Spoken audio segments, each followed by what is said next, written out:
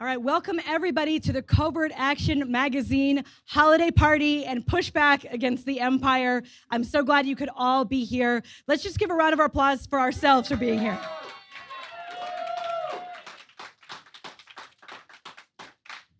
So my name is Rachel Hu. I am the co-host of the CovertAction Magazine podcast, CovertAction Bulletin. We release it every single week on different topics happening every single week. Of course, there is so much for us to get into on a weekly basis. You're going to have to just make sure that you tune in to hear more. So I'm very happy to be emceeing tonight's event and coming and talking with you all about the great work that CovertAction Magazine is doing. And we so support all of you guys and all that you bring to the table. And the fact that you're here means so much, because today is about building up independent media.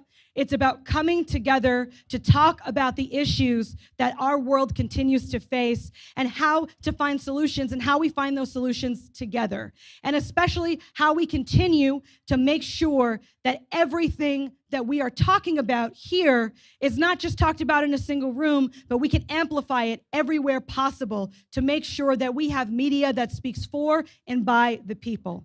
So we have so much to get into tonight. We have many speakers that will be talking to you about a variety of issues and things, but the theme that we want to weave throughout tonight and we want you guys to take away is that independent media is necessary for building political movements. It's necessary for continuing to build a movement that is capable of fundamentally changing this country in the ways that is absolutely necessary and bringing down the empire, so to speak.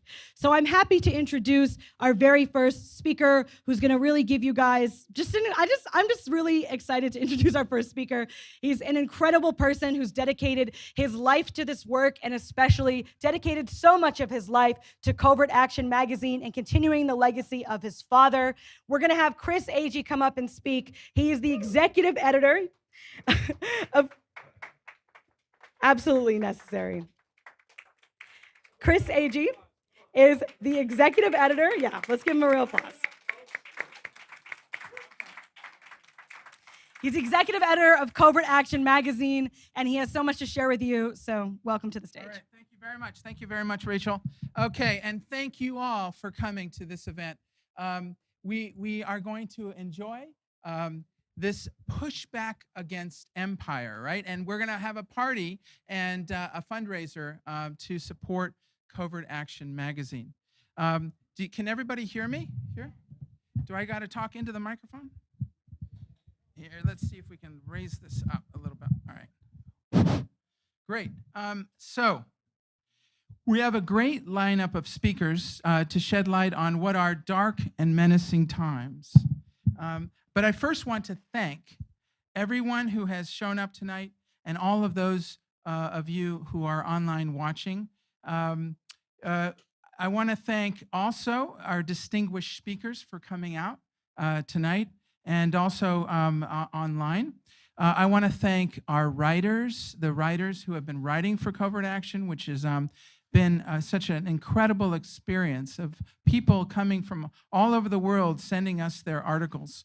I want to thank our editorial staff, particularly Jeremy Kuzmarov. Where are you? There you are, Jeremy Kuzmarov, right there, our managing editor. And of course, Bill Montrose, who is not here. He is our fact checker who painstakingly proofs and fact checks each and every article. Bill Montrose. Let's give a round of applause for Bill. And of course, we have our associate editor, Roger Annis. Did Roger make it tonight, or is he still holed up in Canada? Yeah, okay. Maybe you're online. Hi, Roger. Where is the camera? I guess it's over there. And then, of course, I'd like to thank one of the co-founders of the magazine, who at 82 years old is still working diligently on this. His name is Louis Wolff. Let's give a round of applause for Louis Wolff. Yeah, Louis, okay? He helped found the magazine 44 years ago, believe it or not, in 1978, I believe it was. He's still very much our guide in this work, and after many decades of research and activism. I also want to particularly thank the organizers of this event tonight. And so first and foremost, I want to thank Tiger Rock. Let's give him a round of applause. Where are you, Tiger? There's Tiger over there. And of course, Bob Howlett, who is not here, he had to go home early today. And then we have also Jeremy and Steve Brown, Michael Locker, Josh Eberly, and the entire development team. Thank you very much for organizing this event. So let's give them a round of applause. Okay. And of course, I'd like to thank Rachel Hugh for hosting this, as well as for Chris Garafa, who does amazing work on tech. And they also, as Rachel mentioned, do a weekly broadcast radio show called CovertAction Bulletin. So I strongly encourage you to go check that out. Every Wednesday, it's on WBI at 9 a.m. And you can also become a member on Patreon and support that show. Okay. I also want to thank our subscribers, okay, and our donors. And if anybody here is not yet a subscriber, don't be shy. You can always go to the site and sign up, or you can go to the table over here and you can sign up as a subscriber or make a donation. Lastly, I want to thank everyone at this People's Forum who helps keep the People's Forum going. Let's give a round of applause. This is such an incredible location, right? What a wonderful resource that we have here in New York City to support social change organizations and social justice organizations. Okay, there's also, by the way, if you haven't noticed, at the front, all the back issues from 1978 all the way through the printing era of the magazine, which are here. You can buy individual issues. You can also buy a whole full back issue set of all the issues.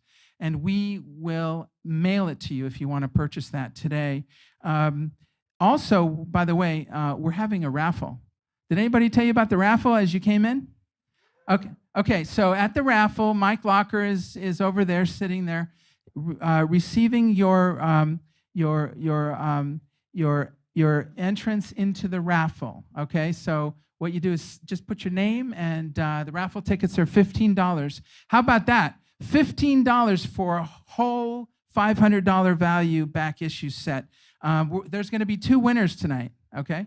So if you join the raffle at $15, you have a chance to win a full back issue set. Okay, let's see. We need to support these organizations and their fight for social justice more than ever now. We have journalists and whistleblowers and social justice activists like Julian Assange, Daniel Hale, Mumia Abu-Jamal, Leonard Peltier still sitting in prison. We have investigative journalism outlets like Consortium News and Mint Press that are getting their funding vehicles shut down for exposing the NATO aggression, okay, that led to the Ukrainian war.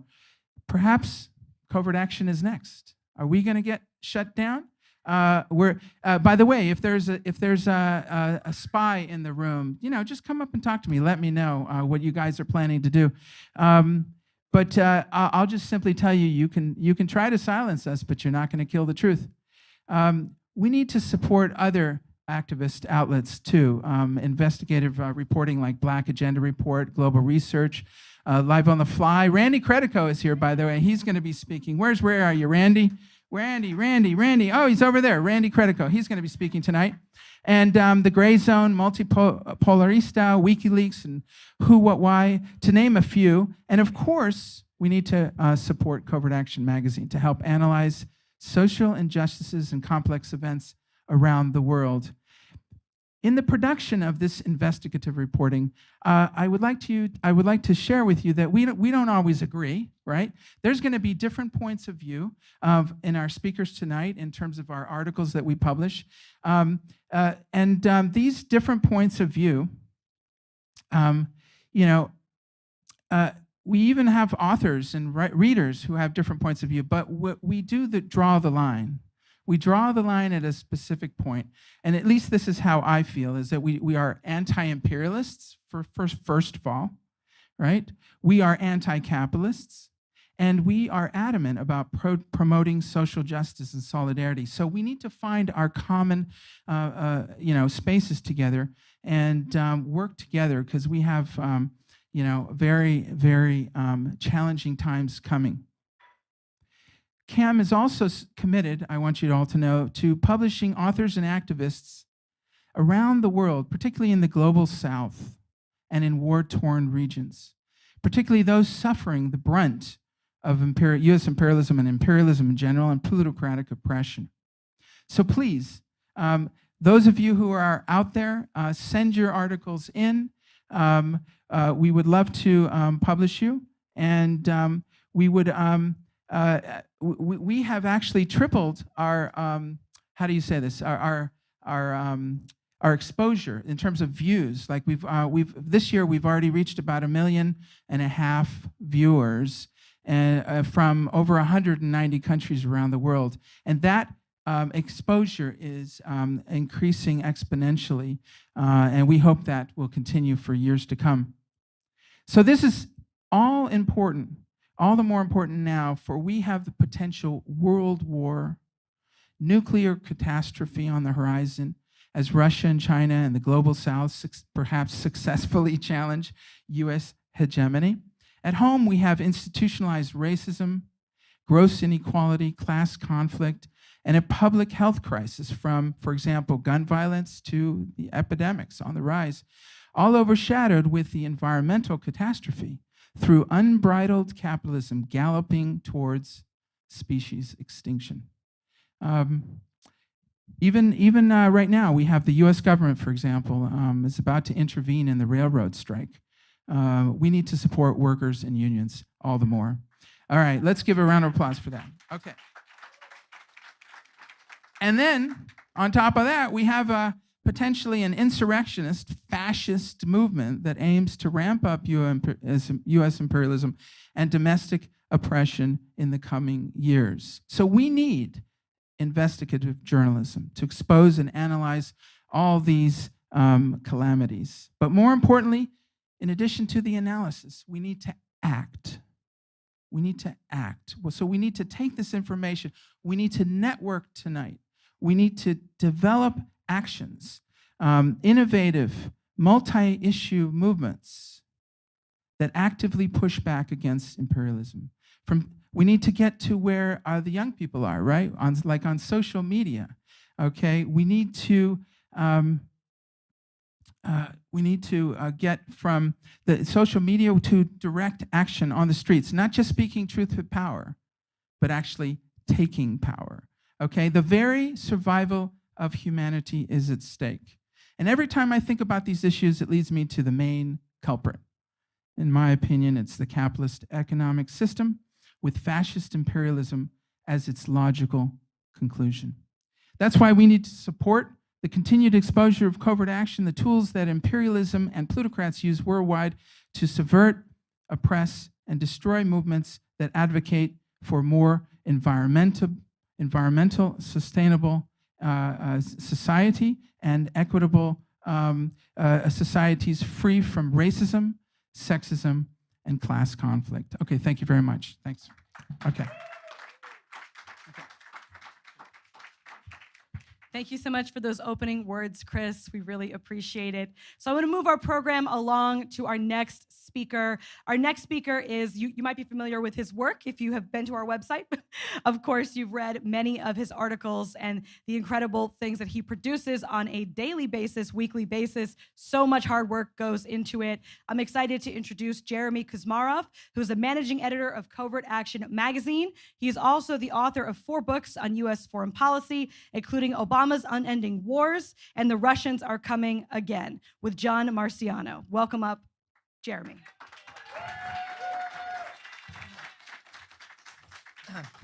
Well, thank you, and thanks for everyone for coming here tonight.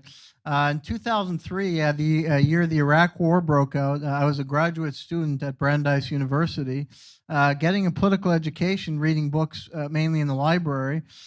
2 books had a profound impact on me. One was, and many may be familiar with these books, certainly the second. Yeah, the first was Fred Branfman's book, Voices from the Plain of Jar, Life Under an Air War, which I don't know how many are familiar with that book, but it's a poignant account, really, of the human consequences of the Indochina wars and the bombing that Fred experienced firsthand. And really, yeah, like no others, show the terrible human cost of that horrible war. And the second book, if you guessed it, was Philip Agee's book, Inside the Company, a CIA Diary. So... And this, as I think many of you know here, and yeah, perhaps for younger people, if you haven't yet read the book, it's still great relevance today. And subsequently, I read that book and Lou Wolf's books, Dirty Work 1 and 2 on the CIA in Europe and Africa, and numerous articles from the old Covert Action Information Bulletin. Some while doing research for a book that I had published on clandestine policing operations in the Cold War, and some were actually read on the CIA's CREST system. If you go to the National Archives, you can look in the old CIA files on their CREST system, and they have the old issues of Covert Action because they were obviously monitoring Covert Action and reading it. They were probably the most careful reader of the magazine. So. And yeah, it's amazing for me, 17 years after doing all those studies and having my own political awakening, it was the honor of my lifetime to be reappointed, to be appointed as managing editor of Covert Action, as it was revitalized by Chris Agee and Lou Wolf. And I find the need for this magazine, maybe even greater today than in the 1970s when the magazine was first founded. Most of you here tonight are familiar with the Church Committee, which was set up in 1975 by Frank Church to expose CIA abuses, including use of the mafia to carry out assassination of foreign leaders like Fidel Castro. This September, I authored a CAM article entitled, "We Need a New Church Committee to Curb Massive Intelligence Agency Criminality, Ranging from Illegal Surveillance to Torture and Assassination." In this article, I wrote that, quote, "In the nearly 50 years since the Church Committee hearings were held, the intelligence agencies have grown exceedingly more powerful and replicated the pattern of abuse prevalent in the immediate post-World War II era. These abuses have included running secret torture sites in the War on Terror, coordinating a killer drone program in which even U.S. citizens have been targeted without any judicial process, orchestrating a fake political scandal, Russiagate, based on fraudulent dossiers which help condition the public to support a new Cold War with Russia and possible nuclear war. The CIA and associated intelligence agencies, which have grown, it's not just the CIA now, it's 16 other agencies. They have additionally expanded an unprecedented surveillance apparatus that violates the U.S. Constitution, promoted disinformation in support of illegal wars in Libya, Syria, Ukraine, among other countries, continued to meddle in foreign countries through the National Endowment for Democracy, a CIA offshoot, and to support color revolutions designed to facilitate regime change in Eastern Europe and Central Asia, and have helped coordinate a Phoenix-style operation in Ukraine through liaison with the Ukrainian secret services, which routinely kidnaps civilians and executes them without trial. Further investigation is also needed into the extent to which the CIA, FBI, and related intelligence agencies have adopted COINTELPRO-style operations today designed to manipulate public opinion, co-opt protest movements, and destroy the U.S. left.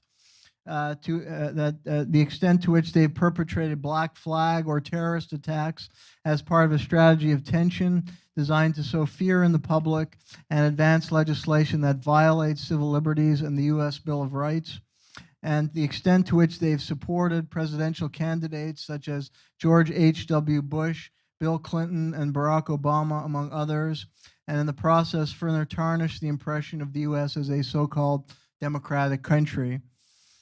Covert Action Magazine has a vital role to fulfill in trying to educate the public on the nefarious influence of U.S. intelligence agencies, on the abuses of power that go on in the public's name, and also on the political economy of U.S. imperialism, which Agee was excellent in analyzing. There really are very few, if any, media outlets, including the alternative universe, that cover these areas properly or effectively. Since February, we have published numerous articles debunking the myth of an unprovoked Russian invasion in Ukraine and debunking the official narrative about that war. We've offered the neglected perspective of the peoples of Eastern Ukraine who are completely ignored and were subject to ethnic cleansing operations since 2014. We have, by the Ukrainian army, subsidized by the United States and EU. We have also spotlighted the Biden administration's reckless provocation of China, continued political interference in South America, expansion of AFRICOM. We've also run numerous historical pieces to remind people about the CIA's terrible history. We've looked at political assassinations in the United States. And these are, I think, often not covered at all or denied, that assassinations go on and that our political history is as violent as many other countries. We've cast critical attention on the FBI, on the National Endowment for Democracy, and we've spotlighted 2 former CIA officers in Congress, Abigail Spanberger and Elisa Slotkin, who won re-election last month, while we were also supporting the anti-CIA candidate Jeffrey Young, who unfortunately lost in Kentucky. I want to thank everyone in the room who has assisted us in our work and supported us and come out tonight to support us. And I would like to enlist everyone's support tonight in helping us to improve our magazine, to be able to broaden our coverage and broaden our reach, so we can help the public better understand what is going on and in turn what we need to do to challenge the corruption. Again, yeah, thank you very much. Any help you can offer us, whether it's financial, whether it's help with articles and other aspects of our magazine, would be most welcome, because we have a really important mission and we need all of your support. Thank you.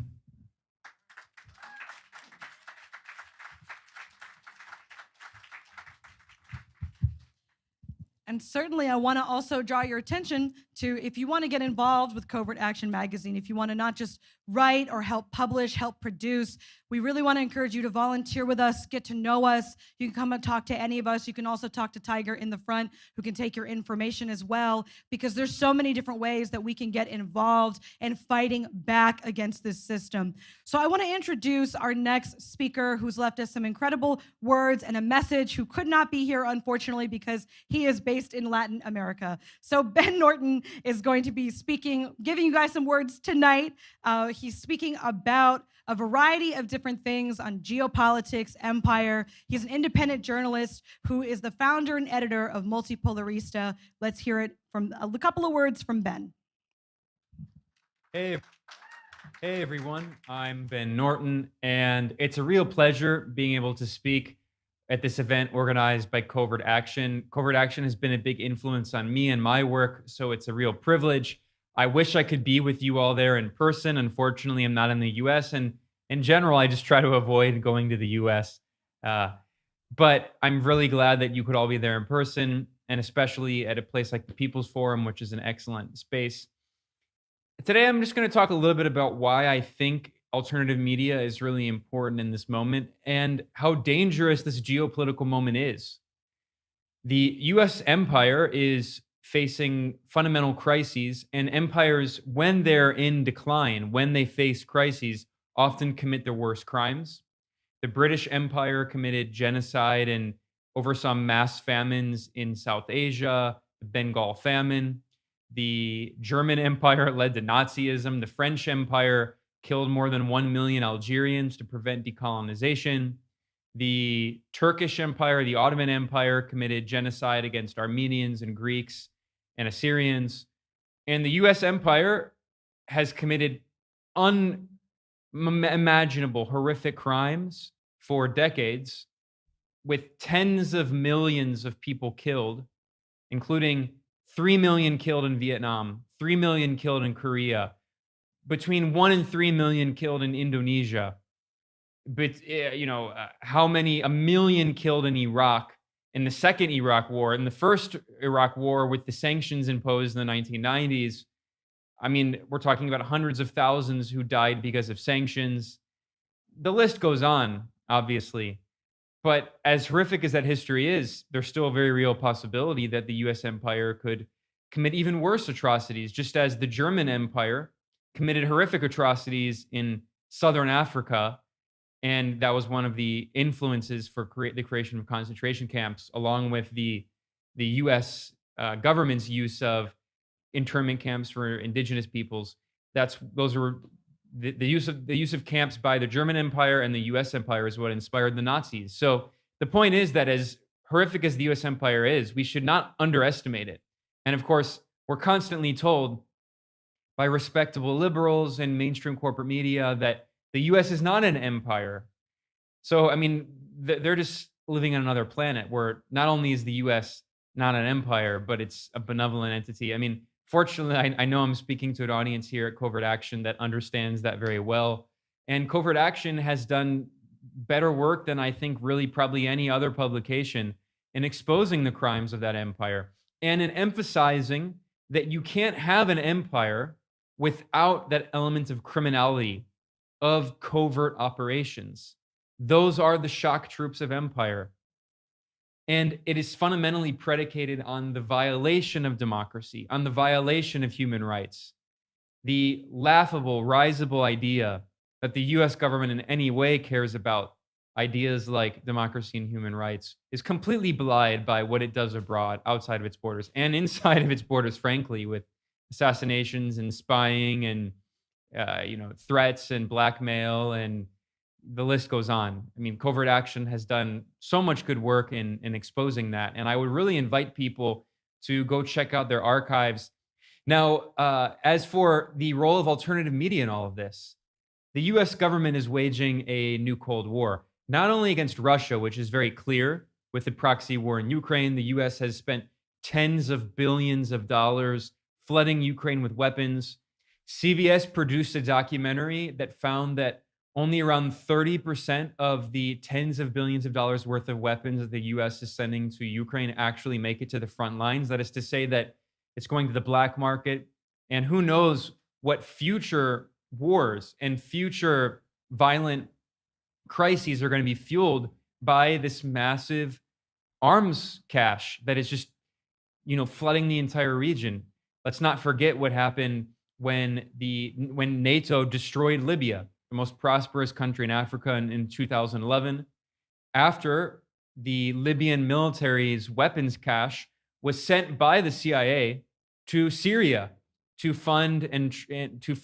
train and arm the so-called moderate rebels in Syria, who were dominated by Salafi jihadists, Jabhat al-Nusra, which is the Al-Qaeda affiliate, eventually ISIS. A lot of those weapons came from Libya. We know that because of the reporting of Cy Hirsch. And of course, we've seen similar situations with Yugoslavia, with the arms caches as well there when NATO was waging war in Yugoslavia. So the point is that there's a long history of this. And the fact that that CBS documentary that I mentioned, detailing the corruption and the arms trafficking in Ukraine, that documentary was censored, is a testament to how important alternative media is. Now, who censored that CBS documentary? CBS itself. They didn't even need to be ordered. Maybe they were, but they did it themselves. The Ukrainian government complained. Who knows? Maybe the US government behind the scenes told them to cut their own documentary, and they did it. That shows why it is so important to have alternative media outlets like Covert Action. Because the corporate media, even when it reports something that might make the empire look bad, when it acknowledges inconvenient facts for the empire, about the empire, it censors those inconvenient facts. And clearly, the situation, I think, is going to get much worse. I have worked in alternative media in the United States for about a decade, and I have to say the situation is getting worse, not better. I worked, for instance, at Alternet, which no longer really exists. Alternet was bought by a multimillionaire Hillary Clinton donor and basically destroyed, turned into just a content aggregation hub for liberal Democratic Party clickbait. I worked at Salon.com, which had a little space for more radical voices, and they were all pushed out. And I mean, I guess it exists, but come on, who reads Salon.com now? There was more space in outlets like Democracy Now! And I don't want to use this opportunity here at Covert Action in this event to just, talk gossip and attack other media outlets, but, just to name a few examples of these, Democracy Now! Has become another kind of liberal, social democratic oriented media outlet that doesn't really challenge the empire. It doesn't challenge covert operations. It doesn't challenge the new Cold War on China and Russia. It certainly didn't challenge the propaganda narratives about the dirty war on Syria or the dirty war in Libya. So the point is that there were 10 or 20 years ago, I would say, more spaces for critiques of the empire. Now, maybe they were not super genuine, as we saw in the 2000s under the Bush administration. Many of those people who were involved in the movement against the Iraq War ended up becoming cheerleaders for Obama's war. So certainly there's an element of opportunism in there. But the point I'm getting at is that the media space for critics of empire, for people who understand and show factually with evidence and reporting that this empire is predicated on criminality and violations of democracy and human rights, the space is very limited and increasingly more and more limited.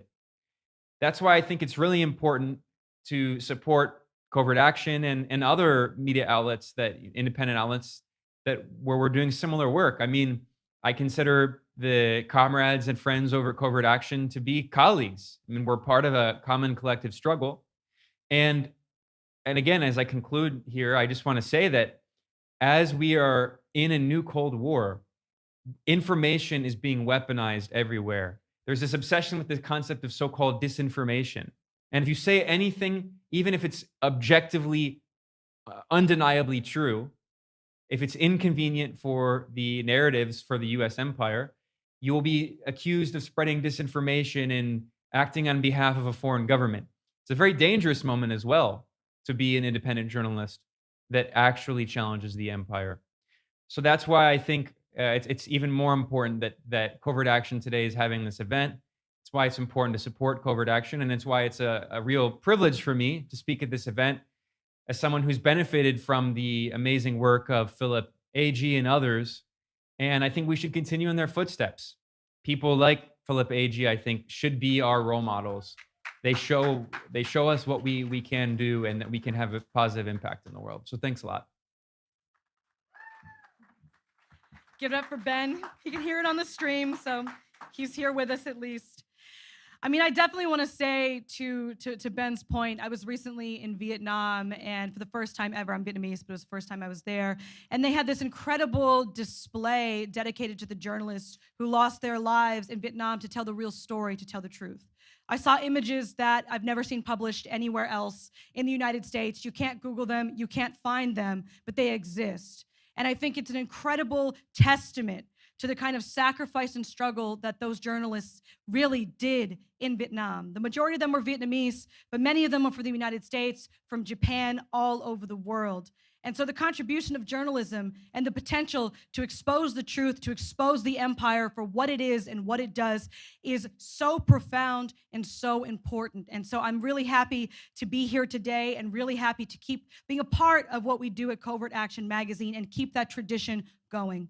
So I want to introduce our next couple of speakers. We have a few folks who are going to be giving us some really short video messages, and then we have some other folks with us here today. We have time at the end of our event as well to mingle and network, so don't go anywhere. Stay, talk with us, get to know us. So our next short message is from Scott Ritter, activist, author, and whistleblower. We're going to listen to a short message from Scott now. My name is Scott Ritter. I've been asked to speak on behalf of Covert Action Magazine. In this day and age of conflict, especially the ongoing conflict in Ukraine, we need to realize that there's an active, ongoing disinformation campaign, information warfare, being waged by the United States government in concert with its Ukrainian allies and its European allies to distort the truth about what's happening in Ukraine. Not only about what's happening on the ground as we speak, but how it came about to be. Who started this conflict? Who should be held responsible? And how is this conflict going to end? Voices that dissent are suppressed, kicked off of social media platforms, denied access to other media outlets. This is where Covert Action Magazine comes into play. It provides an opportunity for voices like Larry Johnson, Eva Bartlett, John Kiriakou, and Jeremy Kuzmarov and others to provide fact-based, sound, analytical, researched documents, papers, articles about the situation in Ukraine and elsewhere in the world. I look forward to participating in this effort in the near future with Covert Action Magazine. And I would encourage everybody to support Covert Action Magazine as much as possible. Again, my name is Scott Ritter. Thank you very much, and I look forward to getting together with you on the pages of Covert Action Magazine. Excellent. In our next video, we are going to hear some words from Ashley Gjøvik. She's a whistleblower. If you didn't get a chance on the Covert Action Bulletin, we did an interview with Ashley, a very extensive interview talking about her experiences in Silicon Valley and about all of the information that she revealed about Apple. She's been doing investigative journalism since, connecting how the CIA and a variety of different agencies within the United States government are also within Silicon Valley in big tech. There really is so much that she's doing. She was also somebody who has become an activist against big tech's role in the military-industrial complex. So we want to hear a little bit from Ashley. Everyone, my name is Ashley. I'm really excited to join you tonight and to support Covert Action. I was a longtime big tech worker who turned whistleblower last year. I was a senior engineering program manager at Apple for over 6 years, working at the Apple headquarters in sunny Santa Clara Valley, California. And during that time, I never imagined I could become an exiled corporate dissident and whistleblower, especially after simply inquiring about scientific and regulatory information related to the office where I worked. Apple proudly markets their products as vehicles for fundamental human rights, and their company is leaders in social good. However, the veil is quickly lifted when a true weakness is exposed, and I would discover firsthand that Apple is not the company it holds itself out to be. I would also learn Apple is not simply a company, as the conflicts of interest and networks I discovered between Apple and the US federal government were truly breathtaking. After everything I discovered and exposed, I'm not surprised they have all invested so much effort in making me absolutely miserable. So why did this even happen? My Apple office in Sunnyvale sat atop a 2-kilometer lake of poison. The lake was a cocktail of hellish chemicals, but predominantly the incredibly toxic TCE. There was so much of it and so close to the surface, the chemicals had been forcing themselves up into the buildings in the area as they broke down and vaporized, which in turn led to exposing the humans in the buildings where they would breathe in the chemicals. My office was so toxic, it was declared a federal Superfund site, the TRW microwave site, regulated under CERCLA and administered by the US EPA. In 2013, The Atlantic literally called my office a paved-over environmental disaster zone. By that point, my office was also part of the triple site with 3 large toxic groundwater plumes merged into one mega plume. In March 2021, Apple unexpectedly emailed my team, including me, as me and the managers, saying they wanted to test for vapor intrusion in our office, while apparently intentionally avoiding explaining what that term meant or notifying us we were on a Superfund site. I would later be informed by Apple that we had no right to know. I raised concerns about the safety at my office and was quickly and severely retaliated upon. The degree to which Apple retaliated against me sickens me, and I should have never been subjected to that. Neither should anyone else, as I told Apple as they were doing it. While Apple was busy flogging me for reporting safety concerns, I began asking if they were abusing me so severely because the previous CEO of the corporation who created that lake of poison under my office was now a current member of Apple's board of directors. And or if because the previous head of the US EPA now reports to Tim Cook, Apple's CEO. Apple did not like those questions at all. I later learned that indeed Ronald Sugar was CEO of the company responsible for the dumping of toxic chemicals under my office.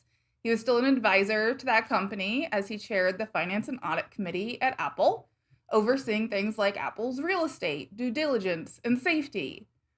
His prior company is Northrop Grumman, the weapons manufacturer. In addition, My concerns about the US EPA were validated to an extent worse than I expected when I complained to the EPA about Apple in April of 2021. Per FOIA documents I requested, the EPA turned around and told Apple I had complained, even meeting with Apple to strategize how to respond to me. The Apple executive who used to run the EPA, Lisa Jackson, now reports to Tim Cook, running his lobbying and government affairs teams. She also sits on the board of the Clinton Foundation, as in prior US President Bill Clinton. The US EPA would also inspect my Apple office while I was suspended in August, finding a number of potential safety issues, but not saying a word to me about it. In fact, the only way I've been able to get information from the EPA on this matter is through FOIA requests with extremely long turnaround times, nearly a year. And of course, Apple didn't mention any of this either. I quickly realized that I was naively and likely futilely seeking justice against Apple through the very government that appeared, in essence, to also be Apple itself. But I also realized nothing was going to change if I just quit, kept my mouth shut, and found another high-paying corporate job somewhere else. I knew it was my coworkers' health in line and mine, so while it was going to be a battle, it was a worthwhile fight, no matter the outcome. During all this, I had read about Apple's history of searches, surveillance, their secret police. It made me nauseous. I not only felt powerless and violated, but I started to realize just how extensive the power differential between me and my employer was. This is one of the biggest companies in the world, the company with the suicide nets, the Uyghur slave labor, conflict minerals, $100 billion compromises with authoritarian governments. I started to feel scared, not just anxious, but deeply fearful of Apple. Workplace violence interrogator would instigate my termination not 10 minutes after I posted about an article from 2011 about Apple breaking into someone's apartment and threatening to deport a Latino man with no basis, apparently looking for some lost prototype. The interrogator sent me an email without a subject line and insisted I get on the phone with him within the hour. I would request to keep the conversation in writing, noting my NLRB affidavit was the next day, and his contact felt like witness intimidation the day before my federal affidavit. I'd be fired 4 hours later. No explanation, just vague allegations of policy violations. And several weeks later, I'd receive some of my possessions from work, mailed to me in a box full of glass shards. I'd receive a bizarre letter from Apple's lawyers asking me to delete some of my Twitter posts about my privacy and surveillance concerns, still not telling me why I was fired. And Apple never told me directly, but I got a copy of a letter they sent the government in March of this year, claiming it was because I had protested Apple asking to scan my ears, assumably gathering my biometrics, and because I exposed an internal application that harvested employee biometrics and took videos of us whenever it thought it saw a face, even if we were naked in the bathroom with family.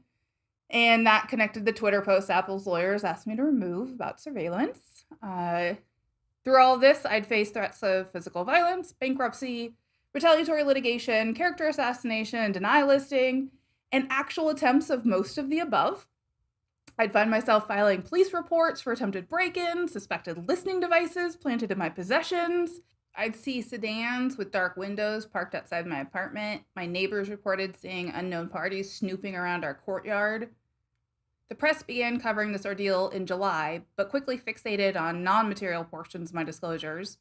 Despite my reports of fraud, safety, suppression of labor rights, I quickly became an international sexism whistleblower based on a handful of tangentially related Twitter posts. I struggled to get reporters to write about the topics most critical of Apple. I shared my stories of discrimination as well, at first assuming it was some sort of communication issue and happy to expose what I could. And later I would learn the publishers who originally broke my story and strategically omitted much of the safety, environmental, and fraud issues were run by executives within the Democratic Party. You know, Clinton, Obama, Biden, all of those US presidents and their administrations actively entwined with Apple's interests and what I was trying to expose.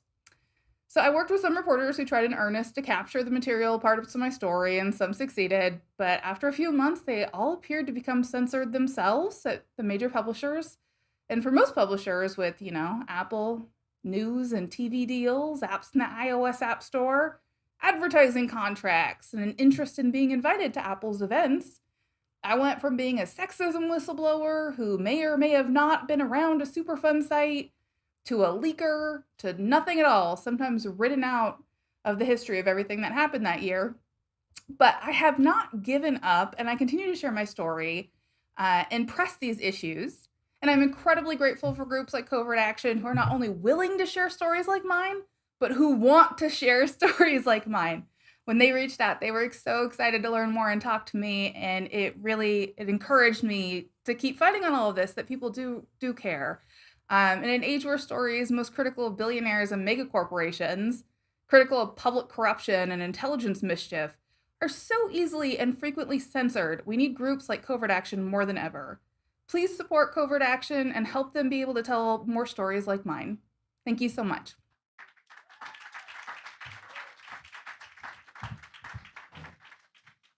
Definitely. Ashley has so much to share. I mean, it's really insane to think that Apple is hiring private police that were formerly CIA agents and all of the work that they're doing. She wrote extensively about regulatory capture and how essentially most of all of the people that oversee Apple in any way, shape, or form, government bodies, have a vested interest in Apple succeeding to begin with. So a lot of important stuff there. We really wanted to bring her voice and her story out because, like she mentioned, not many places are willing to, not many publishers are willing to, so it's an important story to bring forward.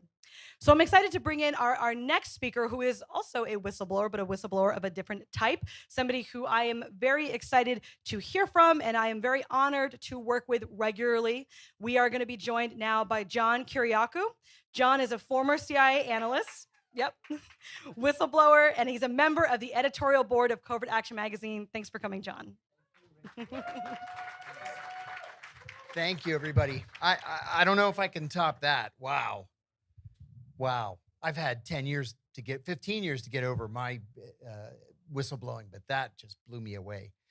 Well, my name is John Kiriakou. I spent 15 years in the CIA before coming to my senses, and half of that was in counterterrorism. And we've all heard about historical covert operations like Operation Paperclip, in which one part of the US government was trying to bring Nazi war criminals to justice, while the OSS and the CIA was trying to bring them to Washington so that they could work for us.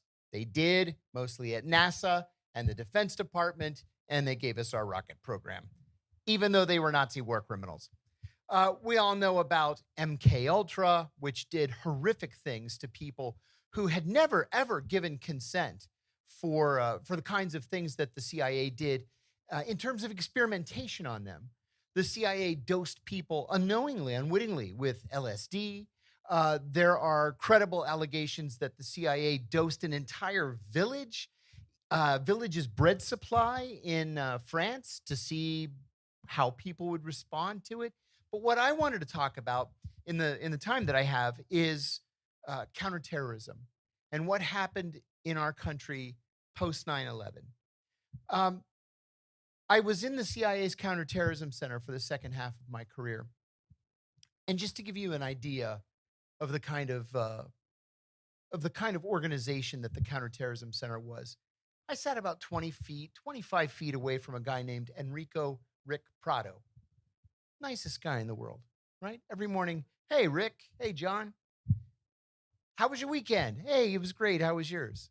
And then he would sort of disappear for a week or 2 weeks at a time. And he'd come back and he'd say, hey, fellas, how have the last couple of weeks been? We'd say, they were great, Rick.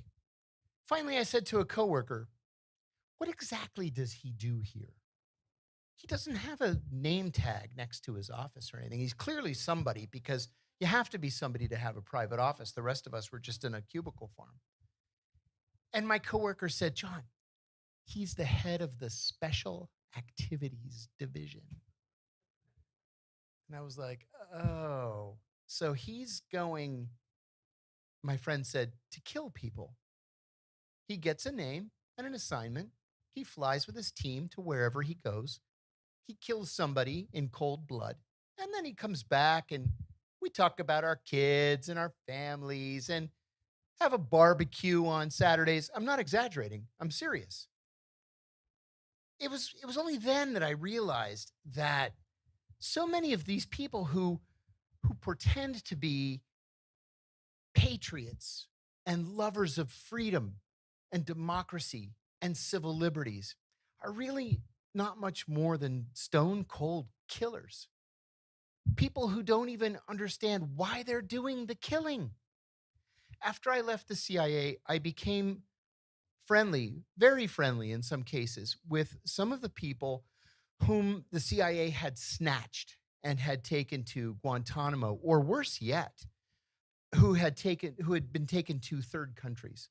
A rendition is when the CIA grabs somebody and sends them either back to their country of origin to face trial, or worse, or brings them back to the United States to face trial. An extraordinary rendition is when you grab somebody and send him to a secret prison or to a third country.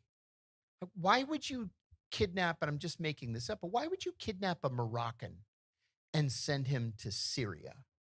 Because the Syrians are going to pull all of his fingernails out and electrocute him, and nobody's going to care because nobody even knows where he is.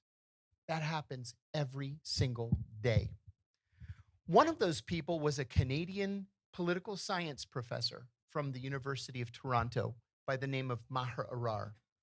Maher was literally just a political science professor, but he had a cousin in the Middle East. And the cousin may or may not have once placed a phone call to somebody who may or may not have been involved with Hezbollah. We don't know. It doesn't matter because Maher's just a political science professor at the University of Toronto. So he went to visit family. His mother was old and infirm. He went to Syria to visit his family. And he spent about 3 weeks there, and then he flew back.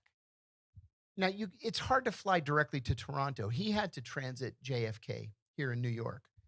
And when he arrived at JFK, the FBI was waiting for him. He had no idea why, and they wouldn't tell him. But they snatched him off the plane, and they turned him over to the CIA. And what did the CIA do? They sent him back to Syria. And they said, this guy is a dangerous terrorist, probably Al-Qaeda. We want you to do whatever it is you need to do and get us the information. They tortured him mercilessly. And 9 months later, the Syrians came back to us and they said, we think this is the wrong guy. There was somebody else named Maher something. It wasn't Maher Arar. Again, he's a political science professor. Now, his wife, in the meantime, was waiting for him at the airport, and he never showed up.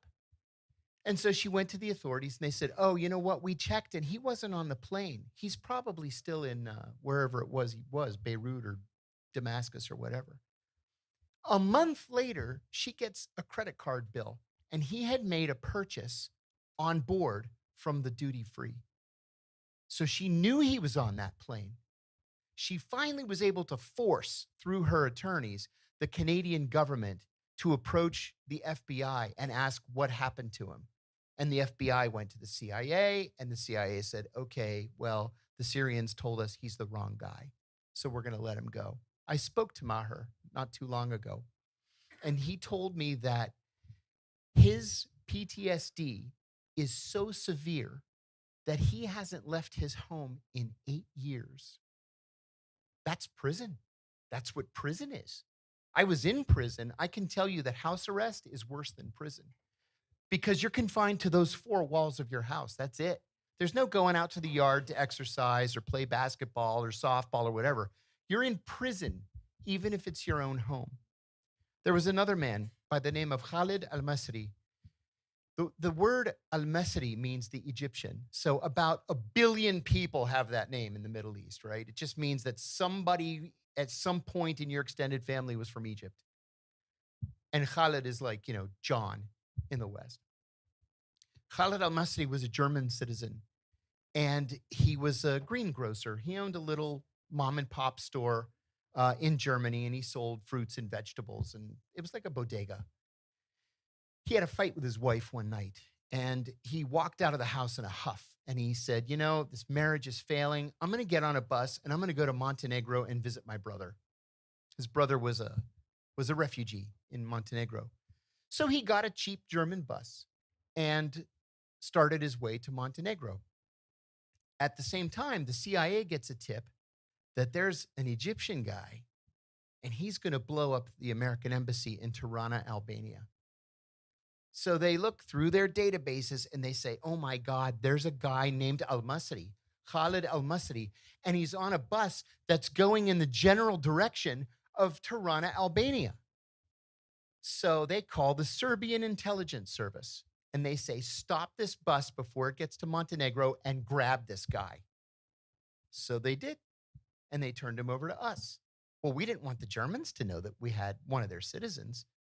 That's not sporting. You can't do that. So we sent him to Egypt.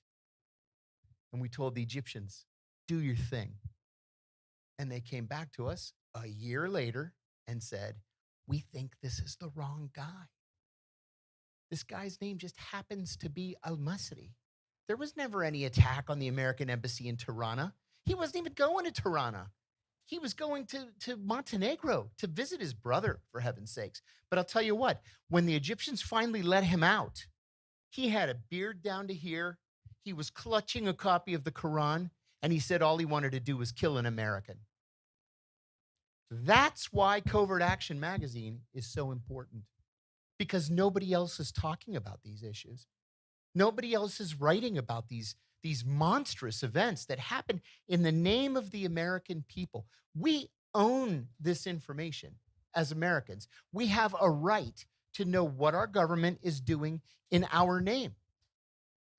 And the only people who are willing to actually put it in writing and send it out there is Covert Action Magazine. That's it. This magazine has been around for a long time. It's a survivor. And it's a survivor because of people like us that we're willing to put our money where our mouths are. Let me add one other thing, and I'm going to reach into my pocket and get my phone. About a year ago, I received an email that looked like it was from Apple. I wasn't sure. So actually, now my phone is, oh, there it is. Okay. It looked like it was from Apple. But, you know, a lot of things look like they're from important companies. So I called NSA whistleblower Tom Drake. And I said, Tom, I'm going to forward an email to you. Tell me if you think this is real. It says, notice regarding request for customer data. Dear account holder / Mr. Kiriakou. On February 18th, 2021, Apple received a legal request from the Federal Bureau of Investigation requesting information regarding your Apple account. This legal request only allowed delayed notice to the affected customer. The contact information in relation to the request is as follows. Requesting agency, Federal Bureau of Investigation. Requesting agency location, New York Field Office. Legal request type, subpoena. Requesting agency case number, and has a really long case number. Pursuant to the terms of service, blah, blah, blah. He said, yeah, it's legit. So I called Apple. He gave me a number. They don't like say, hey, here's our 800 number. You can call us. So he gave me a number. And the woman said, we don't know anything. The FBI came with a subpoena. You have to call the FBI. I called the FBI. You know what they say. File a Freedom of Information Act request. It took me a year. Excuse me. It took me a year.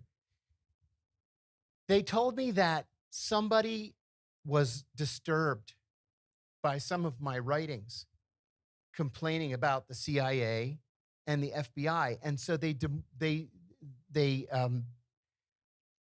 wrote to the FBI and reported me for conspiracy to commit domestic terrorism.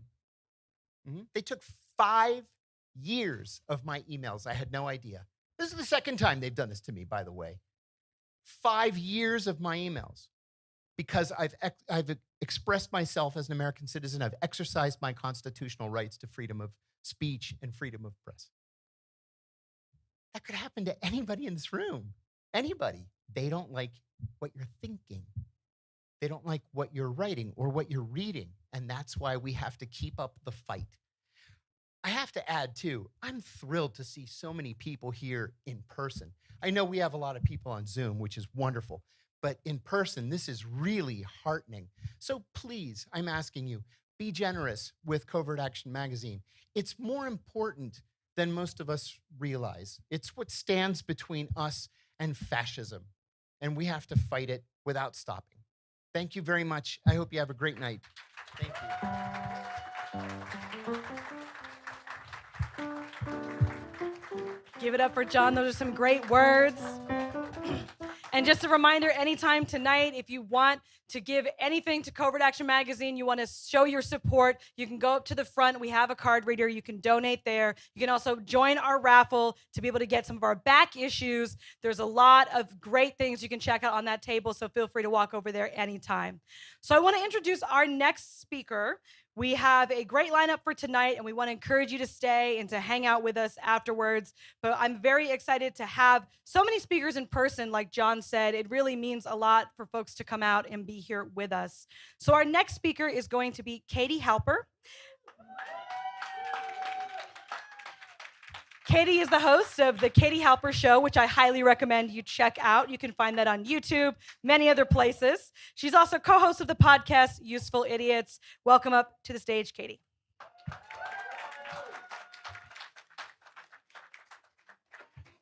Hi, everyone. Hi. Happy holidays, guys. We got Al-Nusra, ISIS, super fun sites, poisonous lakes. Is this the holiday spirit or what? Right? Yeah. All right. The holiday time. Let the good holiday times roll. Also, help yourself to the coffee. Just don't go too crazy at a holiday party with coffee. Lots of people regret what they do the next day when they've had too much coffee at the Christmas party. There's none left because as I said, people go a little crazy with it.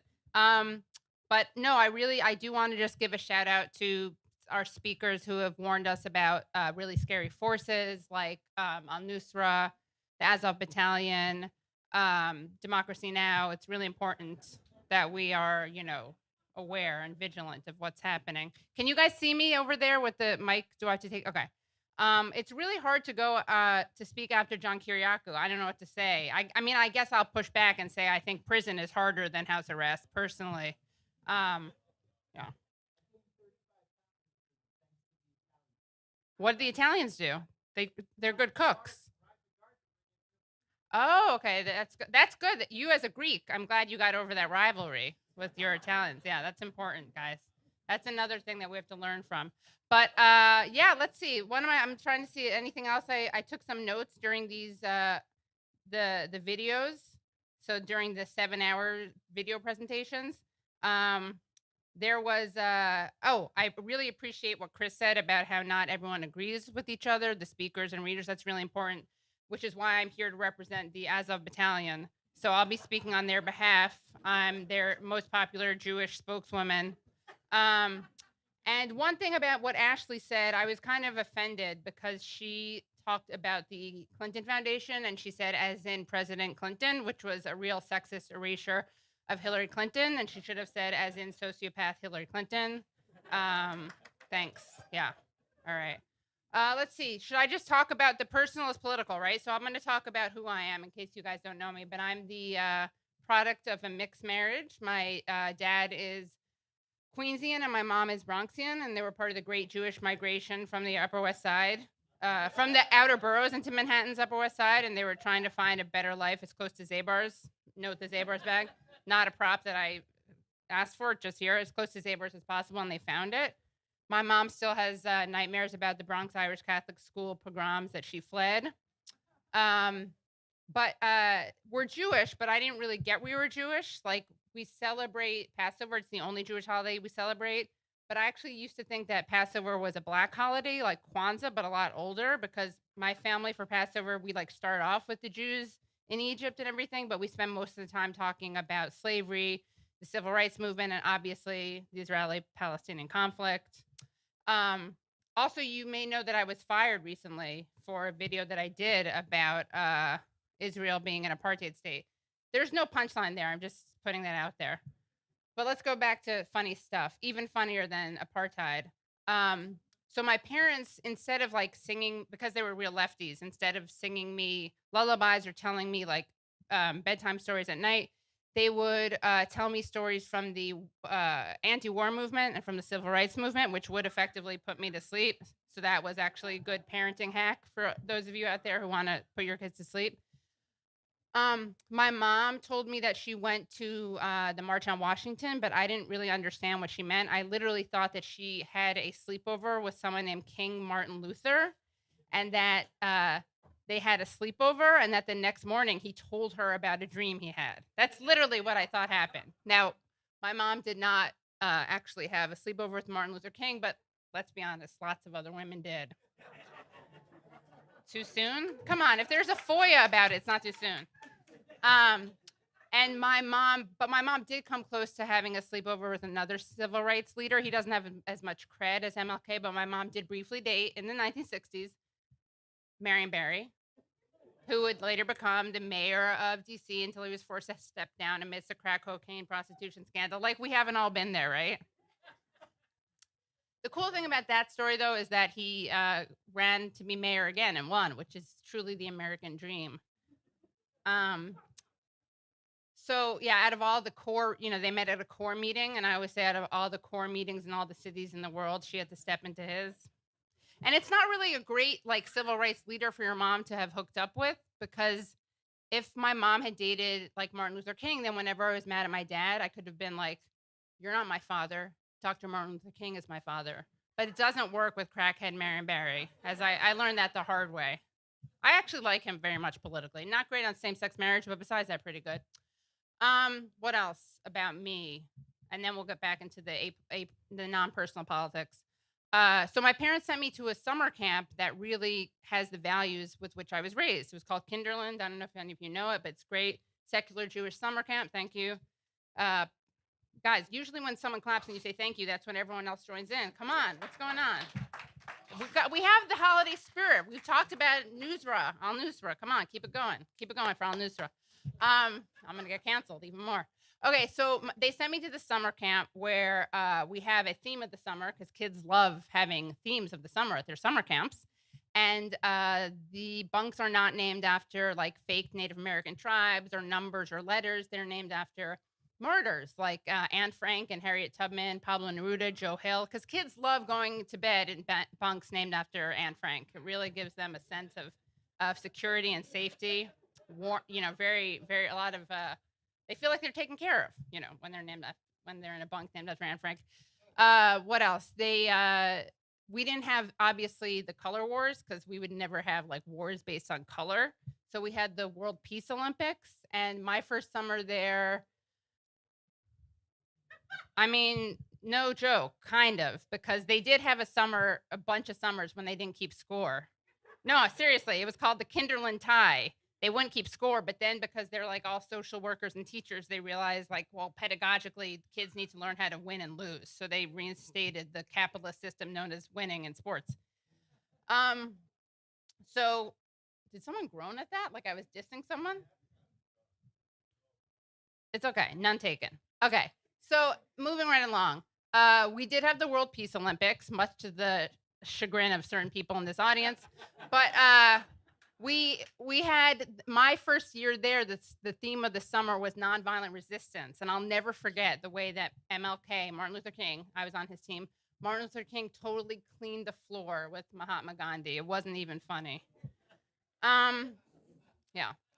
Okay, then my parents sent me to a school that didn't really jive with our values. It was a religious school, which is weird because we're super godless Jew style. But I think it was I know it was close by on the Upper West Side, and I think my parents were just kind of lazy, and it was touchy-feely. So I went to this school where we had to go around the room and say our Hebrew names. I was freaking out because I didn't have a Hebrew name that I knew of, and all these kids are first of all, it's really unfair when your name is Leora, and I had 3 Leoras in my class, and I thought they'd get some laughter, but okay. I guess you guys are Leora stans. Anyway, I had 3 Leoras in my class, but everyone would go around, they were my name is Jonathan, my Hebrew name is Jonathan, and I'm freaking out trying to figure out what my Hebrew name is, and I remember this name that my uncle called me, which I figure is Hebrew because it's foreign sounding. I'm my name's Katie, and my Hebrew name is Kachkala, and all eyes were on me because Kachkala is actually little duck in Yiddish. It's not a Hebrew name. Okay. So then I left that school. I went to a school that wasn't officially religious, but had a lot of bar and bat mitzvahs. And I didn't go to Hebrew school or anything, but I think I knew Hebrew well enough to know that these girls at these bat mitzvahs were totally butchering it. They'd all sing it in the same way. They'd be like,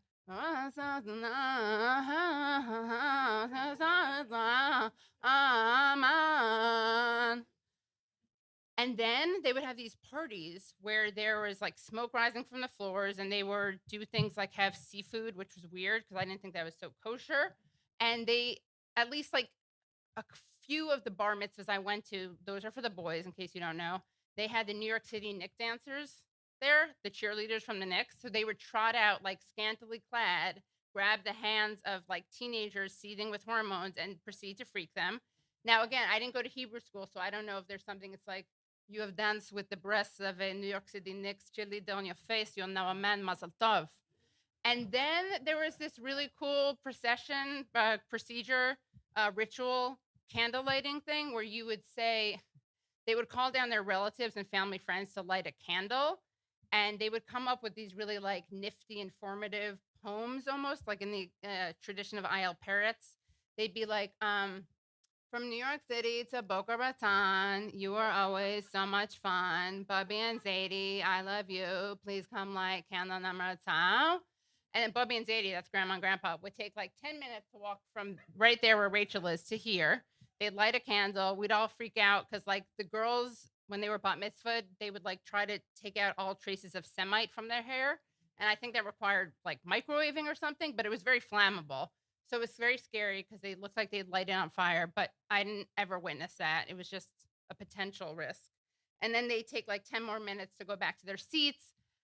And it was also really awkward because there are only so many songs about family, and they would have already used the We Are Family song, like for their parents to come up and light the candles. So then it would be something totally incongruous, like Super Freak by Rick James or something, while the grandparents were up. So that's my life as a secular lefty Jew. I guess I should bring it back to actual current day politics instead of just a narcissistic stroll down memory lane. So let's talk about what just happened. The letter for Julian Assange. That's so great. I'm so happy that yeah, it's really great. It's really great that all these media organizations that profited from his work have realized a couple decades late that maybe it's not a good idea to throw him under the bus, or like the First Amendment under the bus. Like, it would be like a guy who never paid child support showing up to pay child support once his kid turns 18. Like, it's a little too late.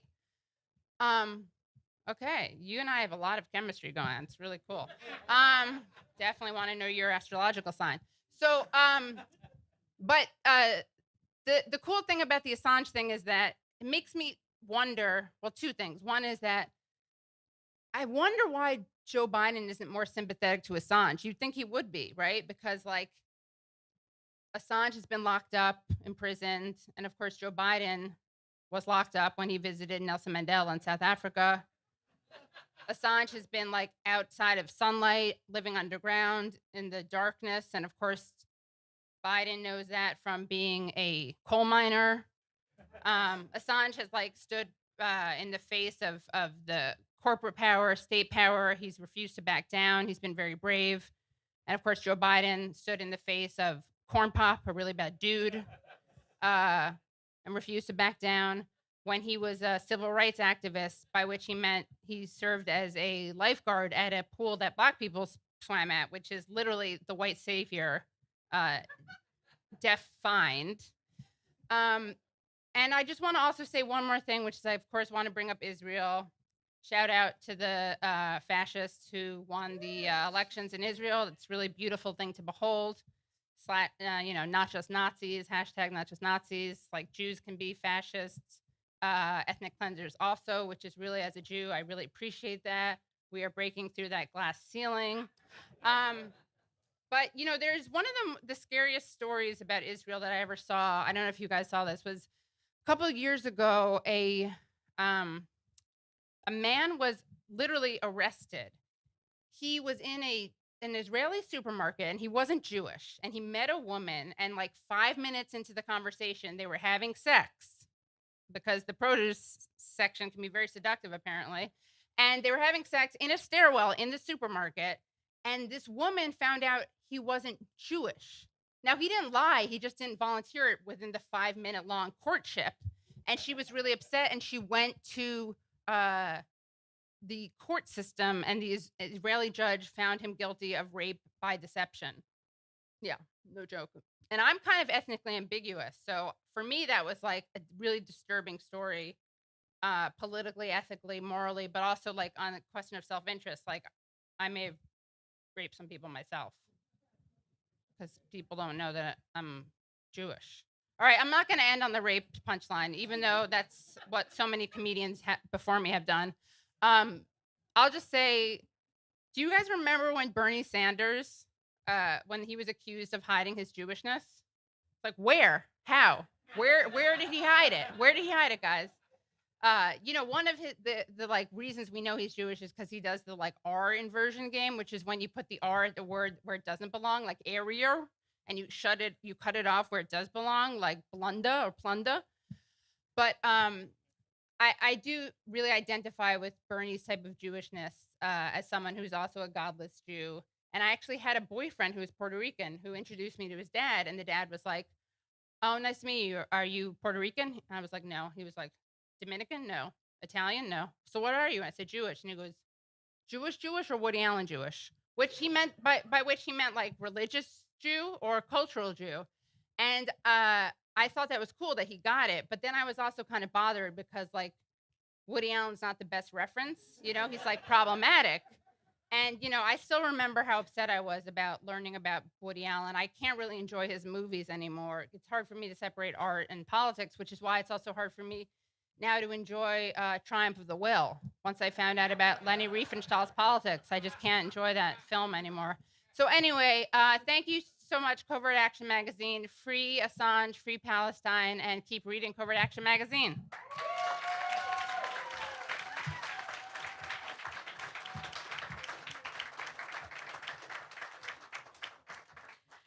Thanks, Katie, for bringing a celebratory and I think a lightening the mood. I really appreciate that. There is so much more for us to get into. I want to introduce our next speaker / I think similar vibes happening for this talk. We're going to be joined now by Randy Credico, who's a comedian, radio host, activist, and former director of the William Moses Kunstler Fund for Racial Justice. Credico currently hosts Live on the Fly and Assange. Welcome up, Randy.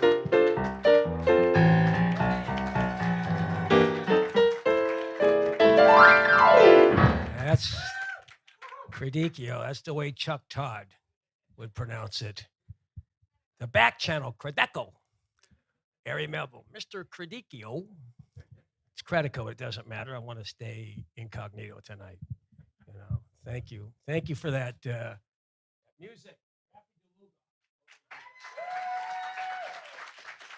I've known this guy since 1981 when I first came into town at the Village Gate.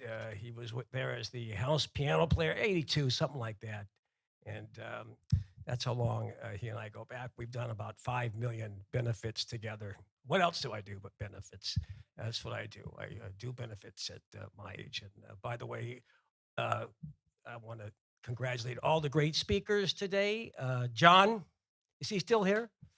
All right. I know you got a train to catch because you got 20 or 30 more Zoom shows to do tonight. John, I don't know how you do it, man. You got like 19 shows a day. You write 2 books a week, 12 columns. You know, you got to have a 24-hour John Kiriakou network. Seriously. I don't know how you do it, man. I really don't, John Kiriakou, but I'll take prison over house arrest. I'm kidding. At any rate, I just wanted to say that I'm glad to be here. And by the way, I was told to do 8 minutes, so I'm going to throw that shit out. All right?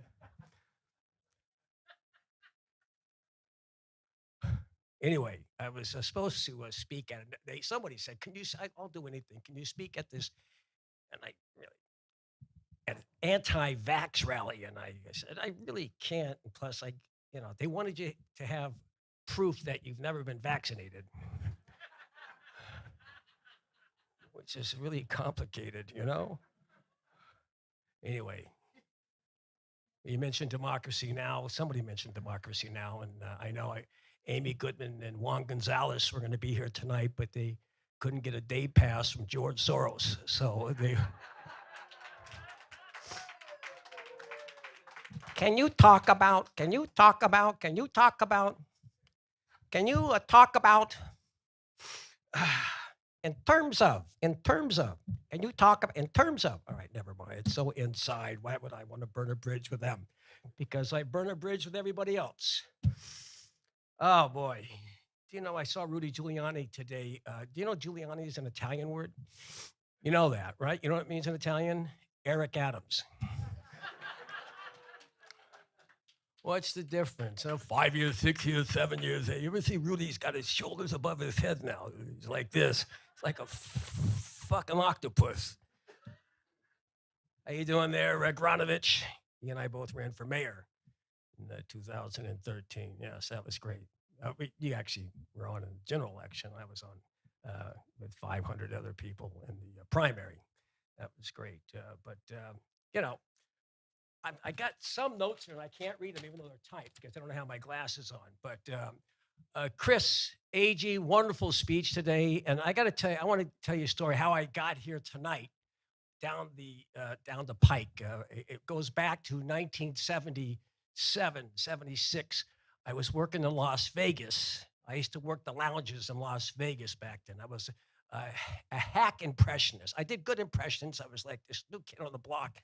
And I did all the, back then, James Mason, Fred McMurray, George C. Scott, Jack Nicholson, all of these, boy, Alderman, Allen Examiner, your copy would be sacred. And so I was, Cagney, I'm a Yankee Doodle Dandy. So I did all these voices, and I did a local TV show there. It was called the Forrest Duke Show. It was an entertainment show. And he really liked me, and I did this entertainment show, and I was on with this group called the Kim Sisters. Well, I worked these clubs, the Hacienda, the Dunes, the Sahara Lounge, the Great Casbah Lounge, and they worked at the Fremont Lounge. But I used to hang out at the Hilton Hotel, and in the lounge there was Mort Saul. Mort Saul worked the Vestal Virgin, which was a great room, and Baron Hilton loved him. Just loved him, Baron Hilton. I had these guys up at the newspaper, and I used to hang out with him, and he gave me advice. He said, look, man, I saw you home with my wife last night. Look, you do great impressions, but where the fuck you going with it? You know what I mean? He says, you got to start reading, go up there and be political. And I was doing so well, so I went to a bookstore, and it was like a Safeway, and they had that big vat, and I picked out 2 books. One was the Conspiracy Trial, Chicago 7, and the other one was Inside the Company. And I'm seriously, and I read those 2 books, and within a year, I got the hell out of Las Vegas because it totally changed my act and catapulted me into this city. And what happened when I got to this city in 81, something like that, I meet Bill Kunstler, and whenever a girlfriend would throw me out, I'd be on the couch in his office. He and I became very good friends. And Bill and Ellen, y'all know who Bill, Shap, Ellen Ray, you remember them. All right, those were the people. Along with Lou Wolf. I met Lou Wolf back then, but I used to hang out at Bill and Ellen's and go sleep at night at the Kunstler's. And, they were working hard. Lou and Bill were pumping out the covert action information bulletin. And Ellen would be standing there. Oh, Bill. Burroughs is going to bite Randy. Get him out of here. That's such an inside thing. I knew it would only get 1 laugh, and it was a half a laugh from Chris, all right? But she was great. They were wonderful people. And then in 86, I did my first. Here I am, 46 years later, doing my second benefit for Covert Action Magazine. This is it. I did the first one in 1986 in Cambridge with Barry Crimmins. Lou, I know you're out there watching. You remember that night in Cambridge. And so it's good to be back. I don't get to say that often. Every club I ever worked, they never invite me back. But here I am. I'm back here doing another benefit 46 years later, something like that. What is it, 46 years later? I remember what I was doing back then, right? I was doing Reagan. I had like 3 spots at that point where I could actually do well. It was the Upper West Side, the Lower East Side, and Havana. Those were the only places that the crowd dug my shit, all right? Because it was all about Reagan. Reagan was the president, and the Sandinistas, and this and that. And if you all recall what was going on, and I was doing this, and I did the Tonight Show with Johnny Carson, and I did this, and I was doing really well. And the Sandinistas have done it again. They've invaded Honduras. and I got a photograph that bears me out. Well, it's not exactly a photograph. It's a shadowgraph. As you can see, the guy with the duck head is Daniel Ortega. You can see the eyewear on his beak from designer wear and that kind of stuff. And so we were doing stuff on El Salvador back then. There was only place at the Village Gate. The Village Gate, man. I did a General Singalov impression there. It was the only place that could possibly go over along with my William French Smith. Huh? I know Monog. I used to do my act in front of the embassy in Nicaragua, right? Every Thursday there was a vigil with these what were called the Sandinistas, and so I'd go out there. You go to the place called the Mau Mau, remember that, and get shit faced on really unfermented Blanco. What was it? Blanco rum. Drink all night. You go to bed at 4, get up at 6, and I'd walk over. I only have 8 minutes, man. You can't take. Now 7 minutes. Now 2 minutes. She's standing over here. All right. You got 22 minutes of my time. A poison can of meat. All right. So, well, let me just do my last 11. Can you hand me some of those pages? I'm just kidding. Kissinger's birthday is tomorrow, by the way. He turns 400. And congratulate. He's a pacifist compared to Tony Blinken. You know that? Did you ever think that would happen? Well, when you're getting that close, you may as well just grab the mic. All right. But I want to thank Chris. Probably shouldn't have told that retrospective story and done something that got more laughs, but that's how I got here today. And I'm glad Mitchell Cohen. I know a lot of people in this room, and here we are. It's deja vu all over again. And really support CovertAction Magazine. You know, I've been doing a podcast and a radio show called Assange Countdown to Freedom, and there was a time when I got cut loose from WBAI, and Chris and CovertAction Magazine picked it up for the next 3 or 4 months, and we kept it going right through the first and past the first leg of the show trial at Belmorish. Anyway, I'll see you in 36 more years, so enjoy the rest of the show. I mean, I got to go to that anti-vax rally right now. That's 2 things I don't talk about, on or off stage. It's the first time ever I've mentioned the word vax. 2 things I don't talk about on my radio show or off stage. That 2 things, vax and Building 7. So if anyone comes up with those, get the fuck out of my way because I'm moving. Thank you very much.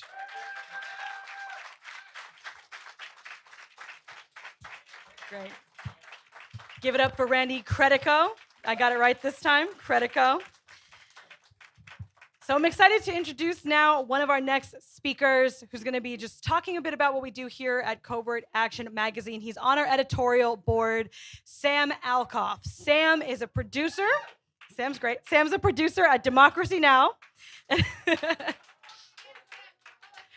Don't hold it against him. He will talk more about that.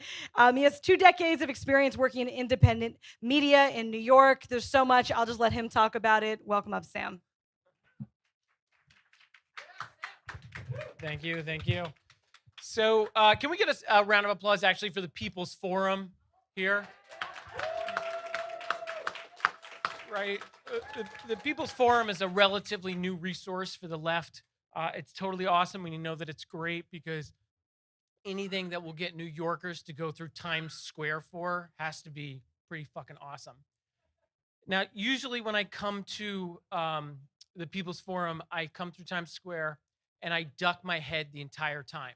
And I just try to like barrel through and just make it to the door as quickly as I can. But this time, because we're doing a benefit for Covert Action, I kind of slowed down and I looked at all the storefronts on the way here. And if you're watching online, we're literally like 4 blocks from Times Square. And it's crappy store after crappy store after crappy store.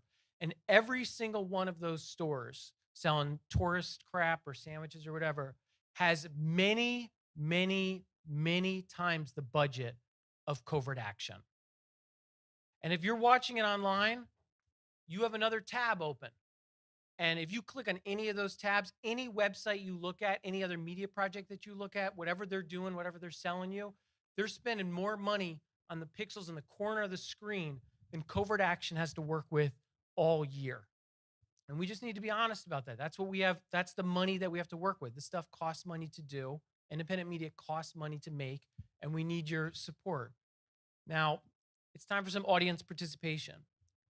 So I want you to raise your hand if you want to know what Southern Command is doing in Colombia vis-a-vis President Petro. Okay, now keep your hand up. Keep your hand up. I want you to raise your hand if you want to know what AFRICOM is doing from Morocco to Johannesburg. Raise your hand. Keep your hand up. You can put two hands up. You can put your foot up, man. I want you to raise your hand if you want to know what the CIA is doing in Ukraine. I want you to raise your hand if every time you look at your phone, you want to know what the NSA is doing or what Pegasus is looking at, right? Every hand should be up in this room.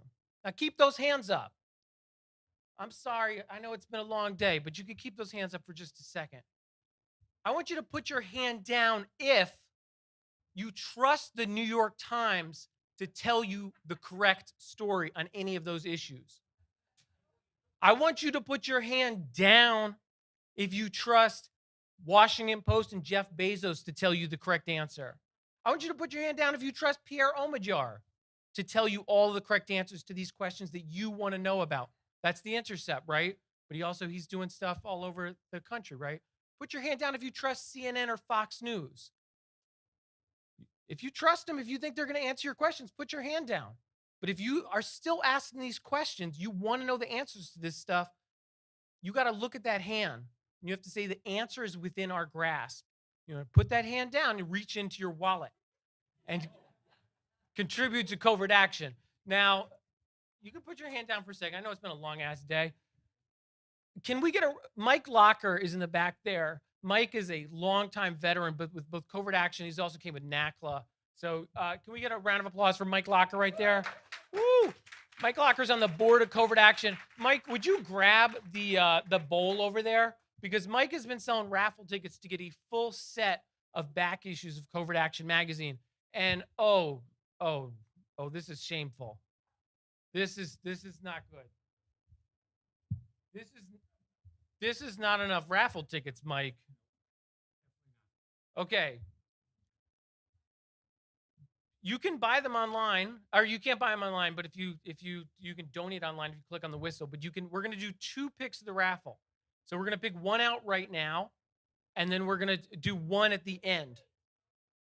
Oh, we're going to sell more tickets for the second pull of the raffle, but we're going to do the first one of the raffle right now. So 1 second. I'm sorry, say that again one more time, Mike. The winner gets a full set of 78 copies of the full set of the magazine when it started. It's very, very beautiful full set. Okay, so we're gonna pick one out right now. But if you're looking at this and you're a little ashamed and you know you can buy some more tickets, we're going to do another set at the end. So, Rachel, will you pick one of these out?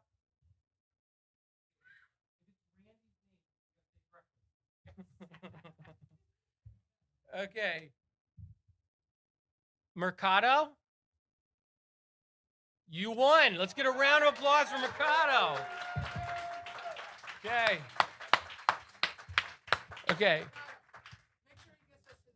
Yes, come talk to Mike at the end. Now, here's the thing. If you're watching online, there's a little whistle. Click on the whistle. If you're here, find Mike or find Chris. You probably already contributed. Contribute again, right? When you go back to the subway at the end of this, when you pass all those storefronts selling junk, you want to think to yourself, I contributed the resources that Covert Action needed for another generation so we could know what's going on in the world, so we could fight against it. Thank you so much.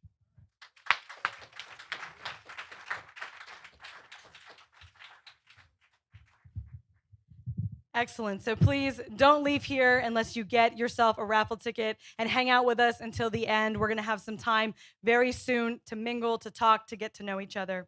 So I want to introduce our next video speaker. He has a very short message for us. We have a message from Larry Johnson. Larry Johnson's a veteran of the CIA and the State Department's Office of Counterterrorism. He is the founder and managing partner of Berg Associates, which was established in 1998. Larry provided training to the U.S. military special operations community for 24 years. Let's hear from Larry now. Good evening. I'm Larry Johnson, and I regret that I'm not able to attend with you tonight. Prefer to stay in Florida where it's warm instead of the frosty streets of New York. I've lived long enough now that we're seeing a time come that the real question of whether the CIA should continue to exist is on the table. Not just the CIA, but the FBI. And it boils down to the abuse of these organizations to involve themselves directly in politics domestically in a way that's so blatant, so obvious, and so twisted. Regardless of what you think about Donald Trump, the standard that has been applied against Trump by the intelligence community in directly collaborating with British intelligence to interfere in our own election is, I think, unquestioned and without precedent. I know for a fact that John Brennan was recruiting people within the agency to join what they called the Trump Task Force. Normally, intelligence task force are set up to bring together both the analytical and the operations side of the house to focus on a particular issue, bring all the talent to bear. That was done in this case to a US presidential candidate. And the point is, you may not like Donald Trump, but if they can do it to Donald Trump, they can do it to anyone. And it's Trump may have been the flavor of this time, but we have to look ahead, and there may be some other populist candidate rise up without Trump's flaws that the American people would want to support. And what we've established is a precedence where the intelligence community can actively interfere. The other reason, I think, to disband the CIA and start over is the influence, the corruption of intermingling the Directorate of Operations with the Directorate of Intelligence, or as they used to be called. The problem there is that, analysts are oftentimes pressured to try to support covert actions that are underway. And any attempt to do objective analysis will be squashed or shunted aside. I witnessed this, experienced it firsthand as an analyst on the Honduras account during the wars in Central America, where Honduras was operating as an aircraft carrier for the Contras. I saw firsthand how our analysis was questioned and challenged when we made an honest assessment about what was going on the ground. And yet it was undermining, or so we were told, what the operations side was trying to do. I've also been told by one of my good friends, a former chief of station, that one of the reasons they wanted to keep, that he thought the analysts should be kept separate, is because the operations side knew as well that they didn't want the analysts to become enamored with sources and in that way lose their objectivity. I think it is critical for any country to have an objective, independent intelligence agency that can collect information and provide independent analysis to government.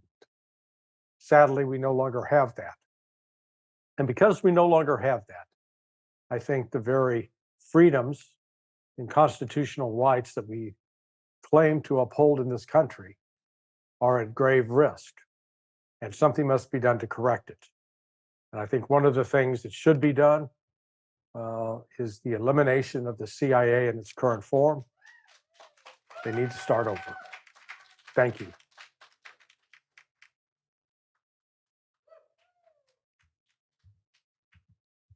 Excellent. We're going to hear now another short video from Ava K. Bartlett.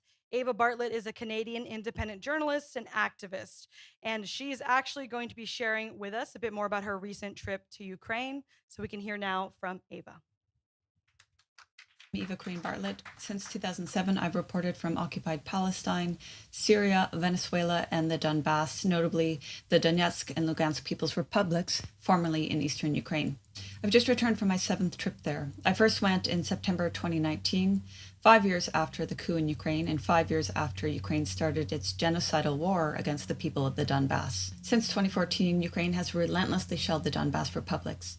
In January and February of this year, before Russia started its military operation, Ukraine's shelling intensified dramatically. I returned to the DPR and LPR in March with a Russian Ministry of Defense delegation, which included 2 mainstream French channels. We were told at length about the suffering of the people of the Donbass.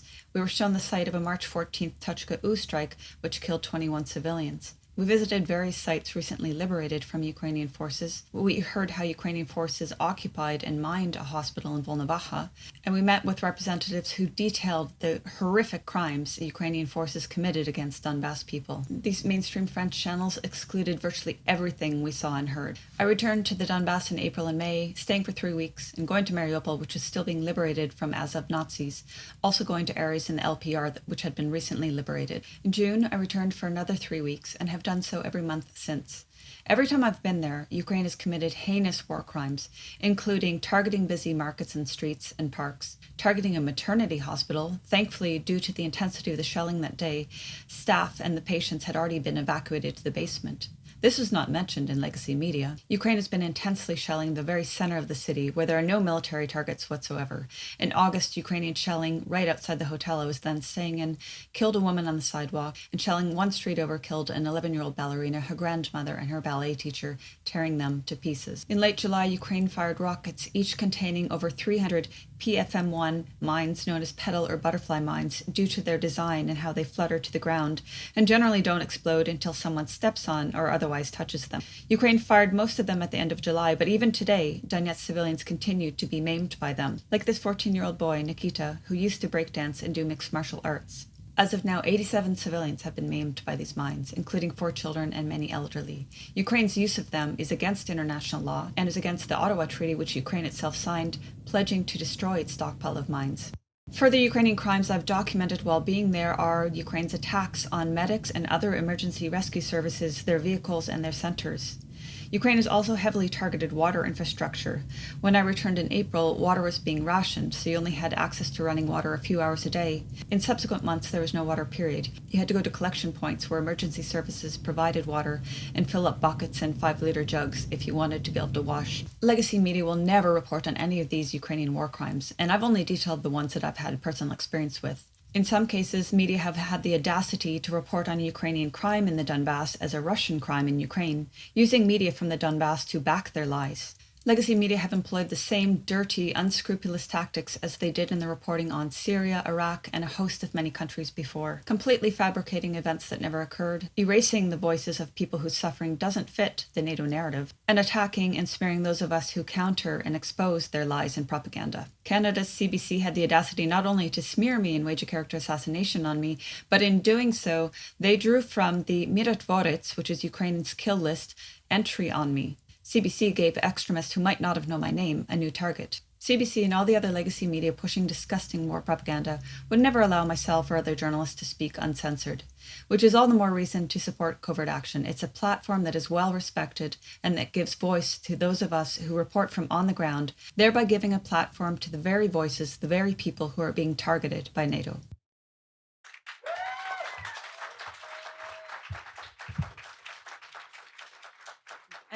An important report from Ava. We're so glad she was able to send something in to us. We have a few more video words from longtime, decades-long Cuba solidarity activist Gloria LaRiva. Gloria is part of the Cuba and Venezuela Solidarity Committee, as well as the Atue Project. She's been a presidential candidate for the Party for Socialism and Liberation, and she wants to talk to you today about what's going on in Cuba and why it's so important to pay attention to not only what's happening in Cuba, but of course the US blockade and the impact it has had. So we're gonna hear from Gloria next. Oh, and she had COVID, Friends, which is I'm why sorry she I couldn't can't be be here. in New York at the People's Forum with you on this wonderful but necessary occasion.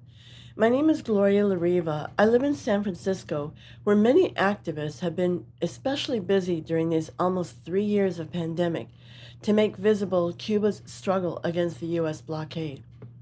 Taking cruel and cynical advantage of the COVID pandemic, the Trump administration signed 243 measures against Cuba. designed to finally do the country in the same way that two presidents previously and Congress tried so hard to do in the 1990s after the demise of the Soviet Union. The Soviet Union was its biggest trading and political partner. In the 90s, after the Soviet Union's fall, there were two laws by Congress tailored to put the nail in Cuba's coffin, or so they thought. In 1992, the Torricelli Law was written to block Cuba's trade with third country subsidiaries. As a result, in the following year, Cuba's alternate trade with Latin American countries dropped from 900 million to less than 2 million. To less than 2 million. That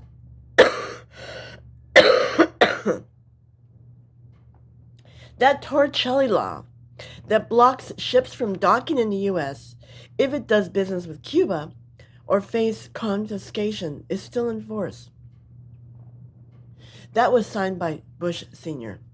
The next anti-Cuban law, known as Helms-Burton, signed by Clinton in 1996, is even more severe because Cuba had opened up to foreign investment to rescue its economy in its restructuring of the early 90s. Helms-Burton allowed to stop that foreign investment. Helms-Burton allowed corporations and U.S. citizens to sue any entity in the world that invested in Cuban property that used to be owned by U.S. corporations, or even owned by Cubans who later became U.S. citizens. That property is practically all of Cuba.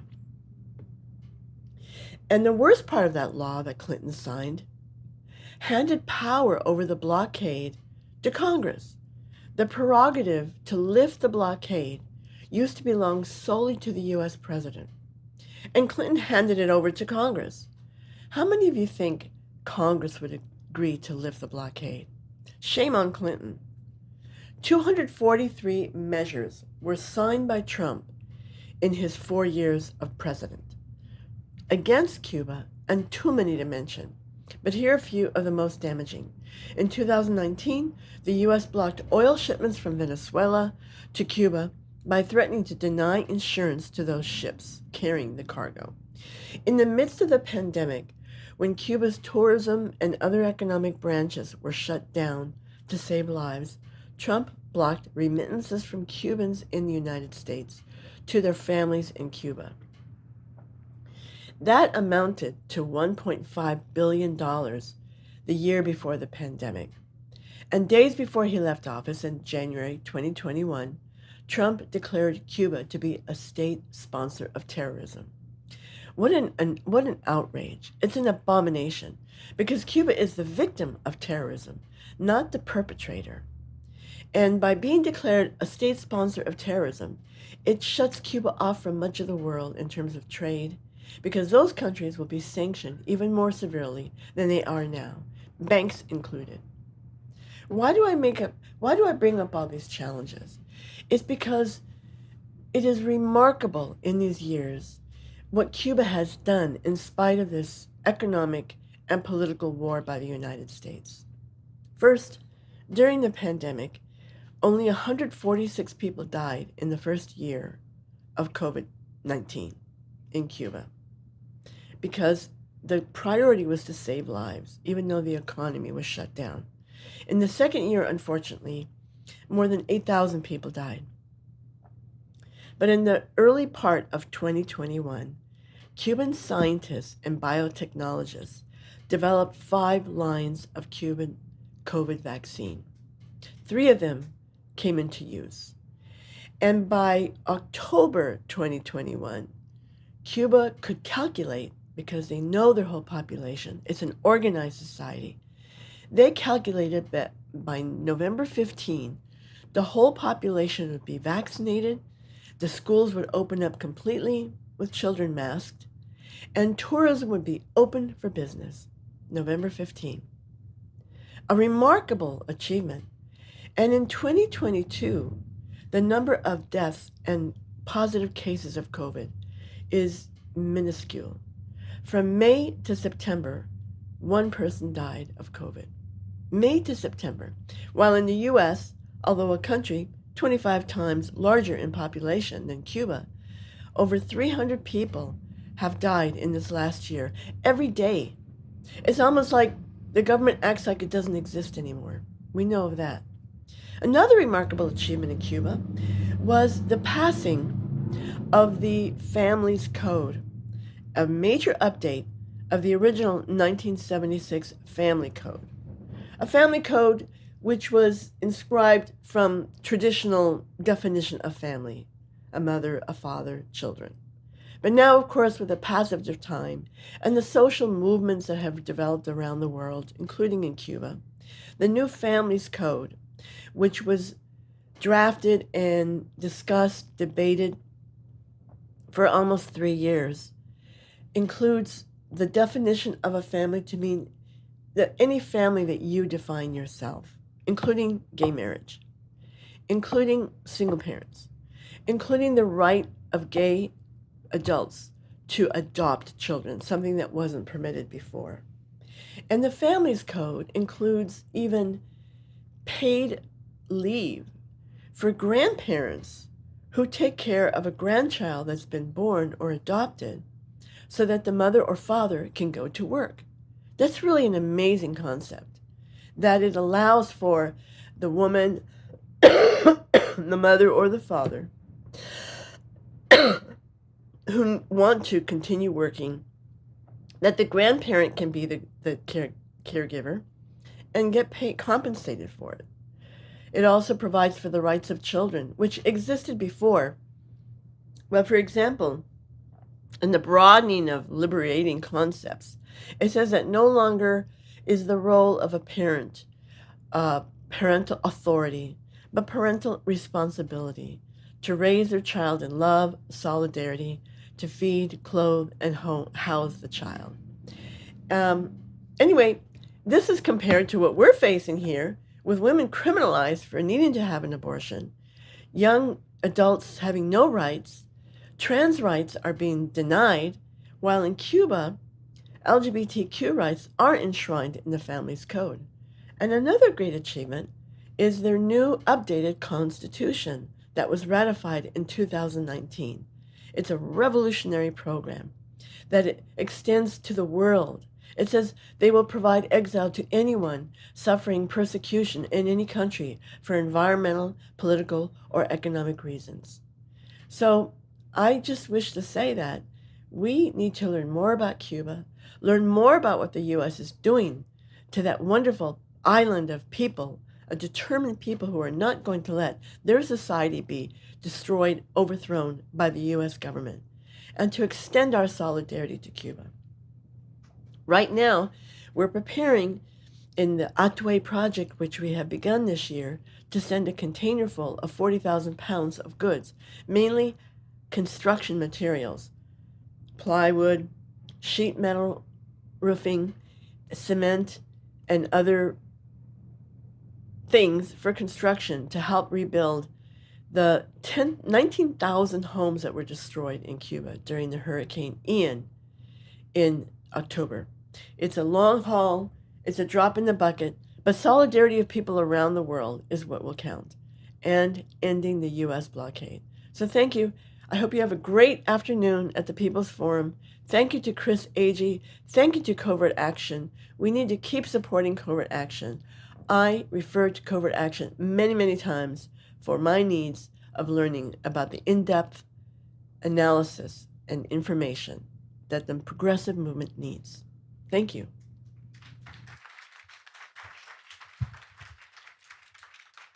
Thank you to Gloria. She had COVID, so she couldn't be here, but it's always important to bring Cuba into our spaces whenever we are talking about what needs to be addressed around the world. When we're talking about capitalism, we're talking about empire, we can never forget Cuba. So we have a very short video now from Dan Kovalik. Dan teaches international human rights at the University of Pittsburgh School of Law. He is also the author of a number of books, including The Plot to Scapegoat Russia. We should have a short little clip here from Dan. Good evening.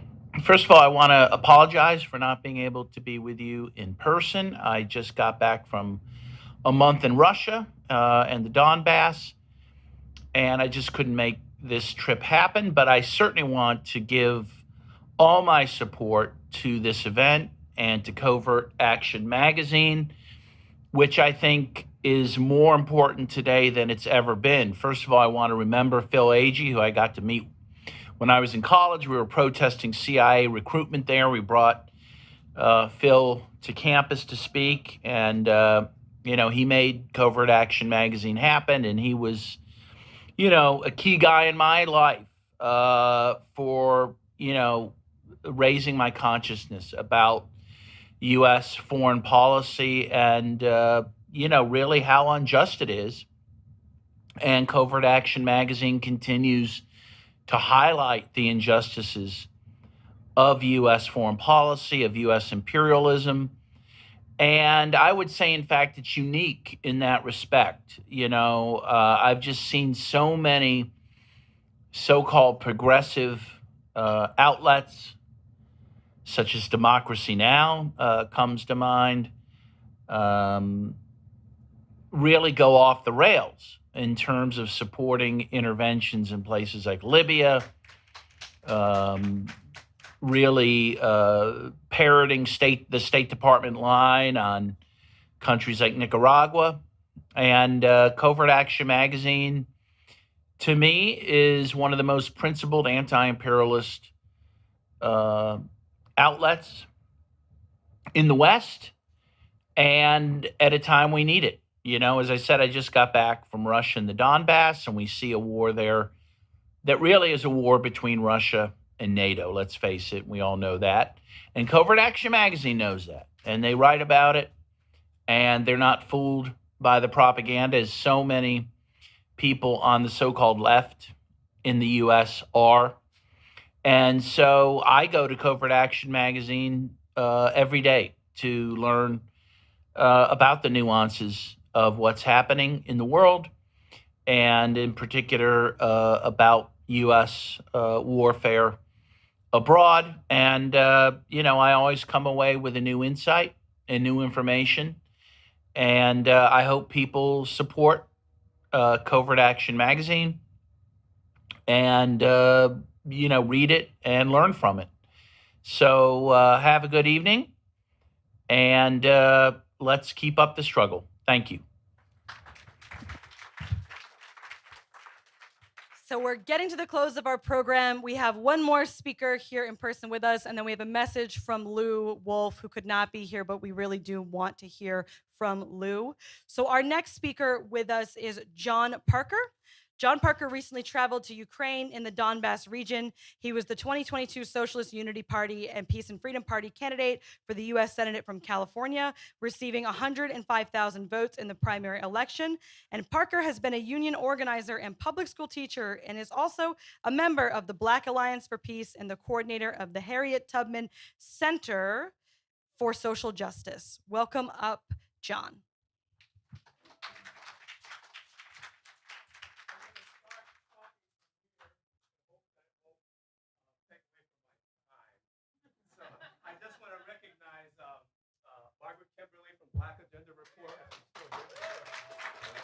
And also Melinda Butterfield from strugglealucha.org, because the articles that I have for Covert Action, I also have in those two publications, and they didn't get mad at me or anything and say, because it wasn't about competition, it was about disseminating the information to help build our movement. So thanks to them for that.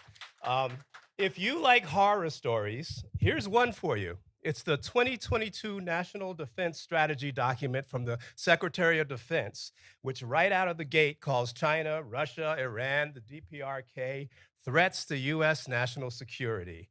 And this threat must be met by making NATO even more powerful and nuclear capable, especially surrounding Russia. But in terms of priorities, the document blessed by President Biden, who was quoted in the introduction, targeting China is #1. This will be done, this document states, through the use of provoking altercations in the Indo-Pacific region using Japan, South Korea, Australia, and any other Southeast Asian nations they can recruit to conspire to provoke war from the South China Sea to the East China Sea. Now, yesterday, there was a very serious altercation in the South China Sea between the U.S. and China due to the U.S. War games happening there. And as if that's not enough, this document says the U.S. should begin training and arming Taiwan in asymmetric warfare, which is like guerrilla warfare, against China. So get your tax dollars ready to fund another war costing, this time, hundreds of billions. And unfortunately, we may have to counter an anti-war movement in the U.S.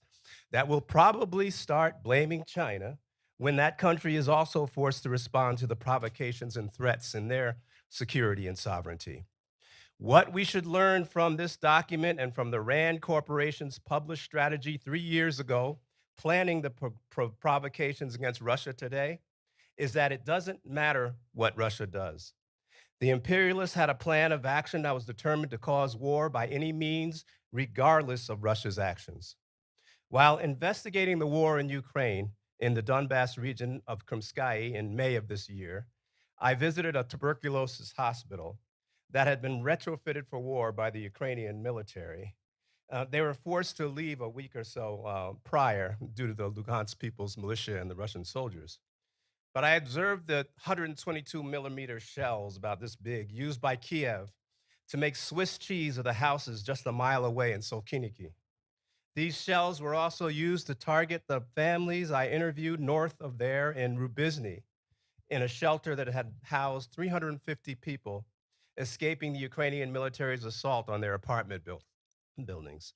Although the loud noise I heard often from the continued shelling by the Ukrainian forces was very disturbing, the people in the shelter told me they felt much safer than before, now that the Russian soldiers were protecting them and providing water and food and other essentials for survival.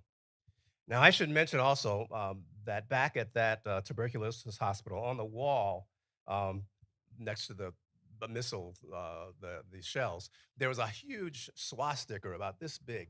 And then there was right next to it, there was another symbol called the Sonorand. When people say that the Sonorand is the Nazis of World War II appropriated that symbol for their own, and the Azov battalion took on that symbol.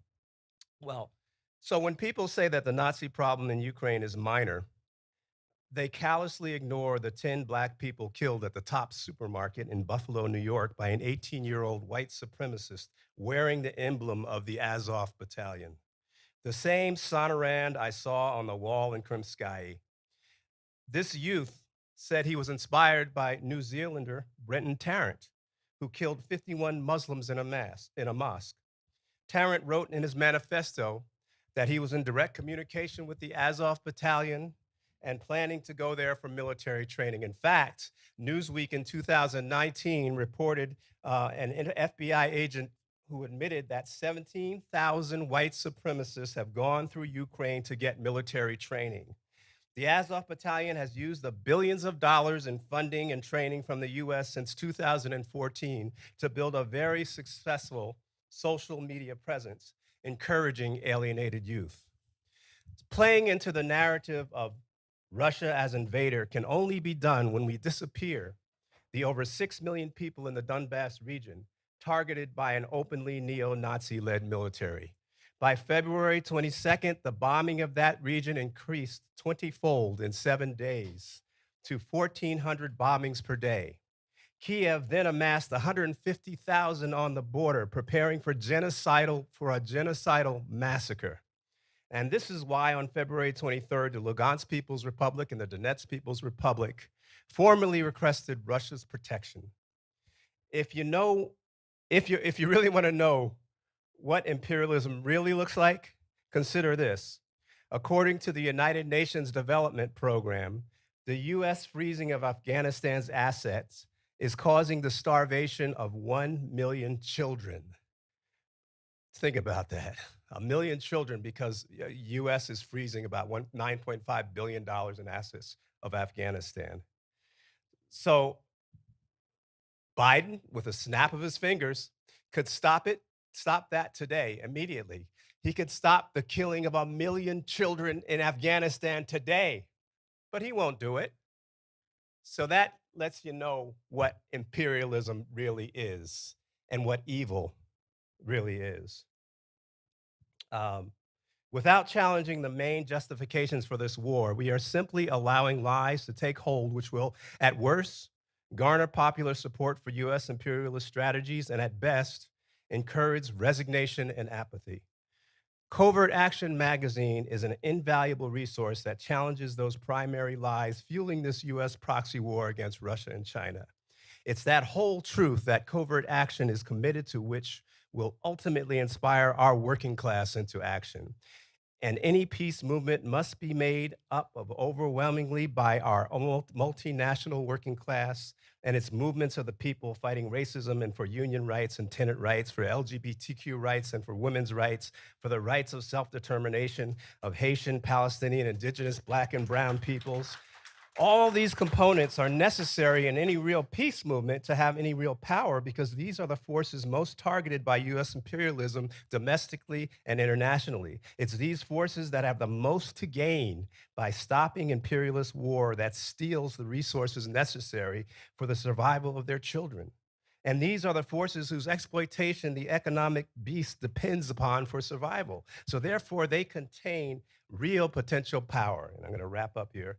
By supporting this news source dedicated to the truths relevant to the struggles of our class and countering the barrage of misinformation by the Pentagon and its corporate tools, CovertAction Magazine continues the proud legacy of Covert Action Quarterly and is indispensable as an indispensable resource that must be supported by our movement and our class. So give generously, as if World War III were right around the corner, because so is the solution if we build it. And really quickly, if you've gotten this flyer, there's a January 13th forum that we're going to be just going into the more depth of this. And it's hard to do because what I just laid out right here is not wanting to be heard in many places. So so it says on here, we're still looking for a venue, but keep your eyes open. And thank you. It's an honor to be here to be a part of this with Covert Action. Thank you.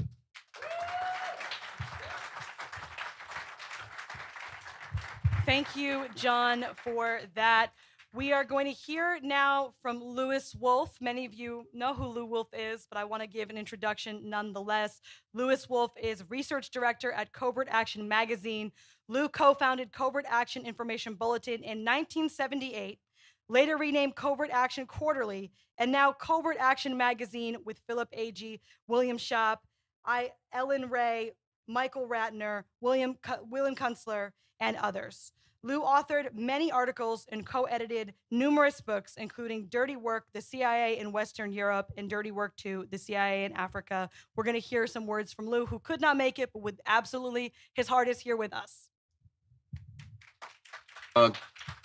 This is a very interesting event for us to do because I'm one of the founders of Covert Action Magazine way back in 1978. I had gotten to know Philip Agee,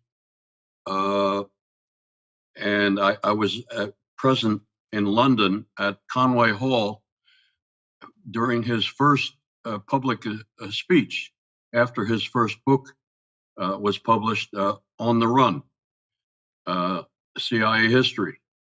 And I was sitting up in the top tier of this very large venue in London, and there, it was standing room only, people to hear Philip Agee. And so when it was over, I walked downstairs and walked up to Phil. There were a lot of people wanting his autograph, wanting to thank him, wanting to speak to him. And I walked up to him. I said, Mr. Agee, we became close right after that. I said, Mr. Agee, how is it possible that you wrote this book exposing the CIA operations that you were part of in in Uruguay, and in two other countries. How come they haven't killed you? I asked him. And he looked at me very quizzically, and then a smile came across his face, and he said, you know, what I did in that book was to tell the truth. And now the world will know it. And then he said to me, oh, did the CIA send you to me to get close to me? Is that what you're here about? I said, no. I finished reading your book, and I want to help you in any way I possibly can. And we embraced, and we were comrades from that moment on. And I helped to, working with Phil, I smuggled him back into Germany, where he was persona non grata. I drove him on the Autobahn in Germany all night. It took us all night, and when we got to the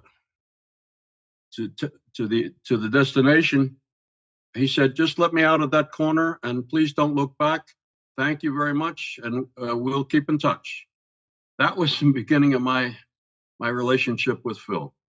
All this to say that I'm so committed to the work of Covert Action Magazine that, frankly, this is my life's work.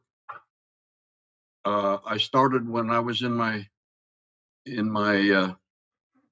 30s, late 30s, and here I am, 82, and still right there to help and work with Covert Action Magazine. Part of my job today is to find photos that are not copyright photos that we don't have to pay for. And as people will know, photos they speak 1,000 words. And so this is partly what I do with the magazine. I'm very proud to work with Phil Agee's son, Chris Agee. And when I look at Chris Agee, I think I'm speaking with his father, because they're almost like twins. They really are. So this is the work I do. But it goes back to when I was in Laos as a conscientious objector. I refused to join the military, and so I was helping to build a school, building water sealed latrines and deep water wells there. But what did I see around me? Dozens and dozens of people, and not Lao, I'm talking about Americans in rural Laos running around. They had like a uniform, plaid pants, khaki pants and plaid shirts. Can you imagine what the Lao thought of these people running around in their country all around? They used to point them out, but the amazing part of that one is that they knew their names. How in hell did they know their names? That was top secret. And they used to point to them, call them by name. I never understood that. But that showed that the Lao had very good intelligence, and they were fighting their war, their struggle for independence from the French who had colonized Laos. When I arrived in Laos in 1964, there were only 6 doctors in all of Laos. Think about that. And so I later was to find out that Laos was the most bombed country in the history of warfare. Please hear me. And there were the equivalent of 600 bombs every hour dropping on Laos. And that was because the US, the CIA particularly, was involved in a war that extended from Vietnam. Laos is immediately to to the south of Vietnam, and was also fighting a secret war in support of Pol Pot in Cambodia, which resulted in the massacres, tortures and massacres of about 2 million Cambodians. And we, CovertAction Magazine, documented the fact that the CIA was deeply involved in that one as well. So all this to say that I hope your listeners and viewers will understand why it's incumbent on me to carry on this work together with my comrades in the magazine.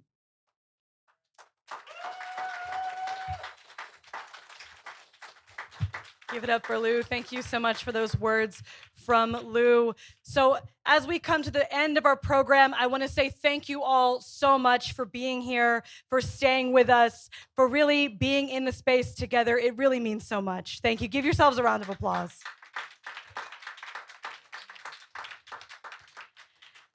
And I know, especially on the left, we never miss an opportunity to educate. So I hope people walked away learning something, taking something from these conversations. There really is so much.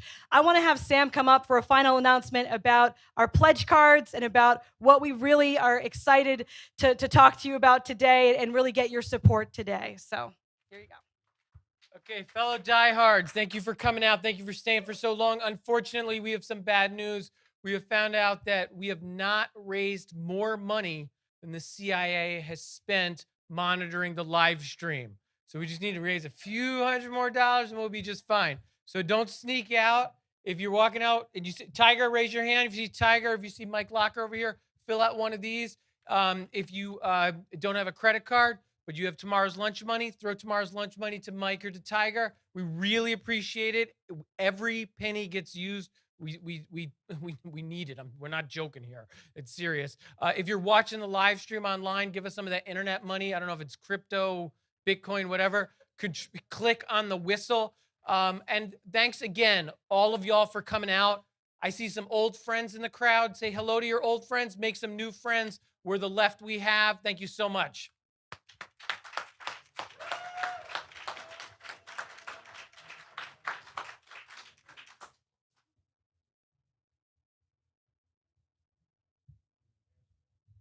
Thanks, everybody. Feel free to mingle.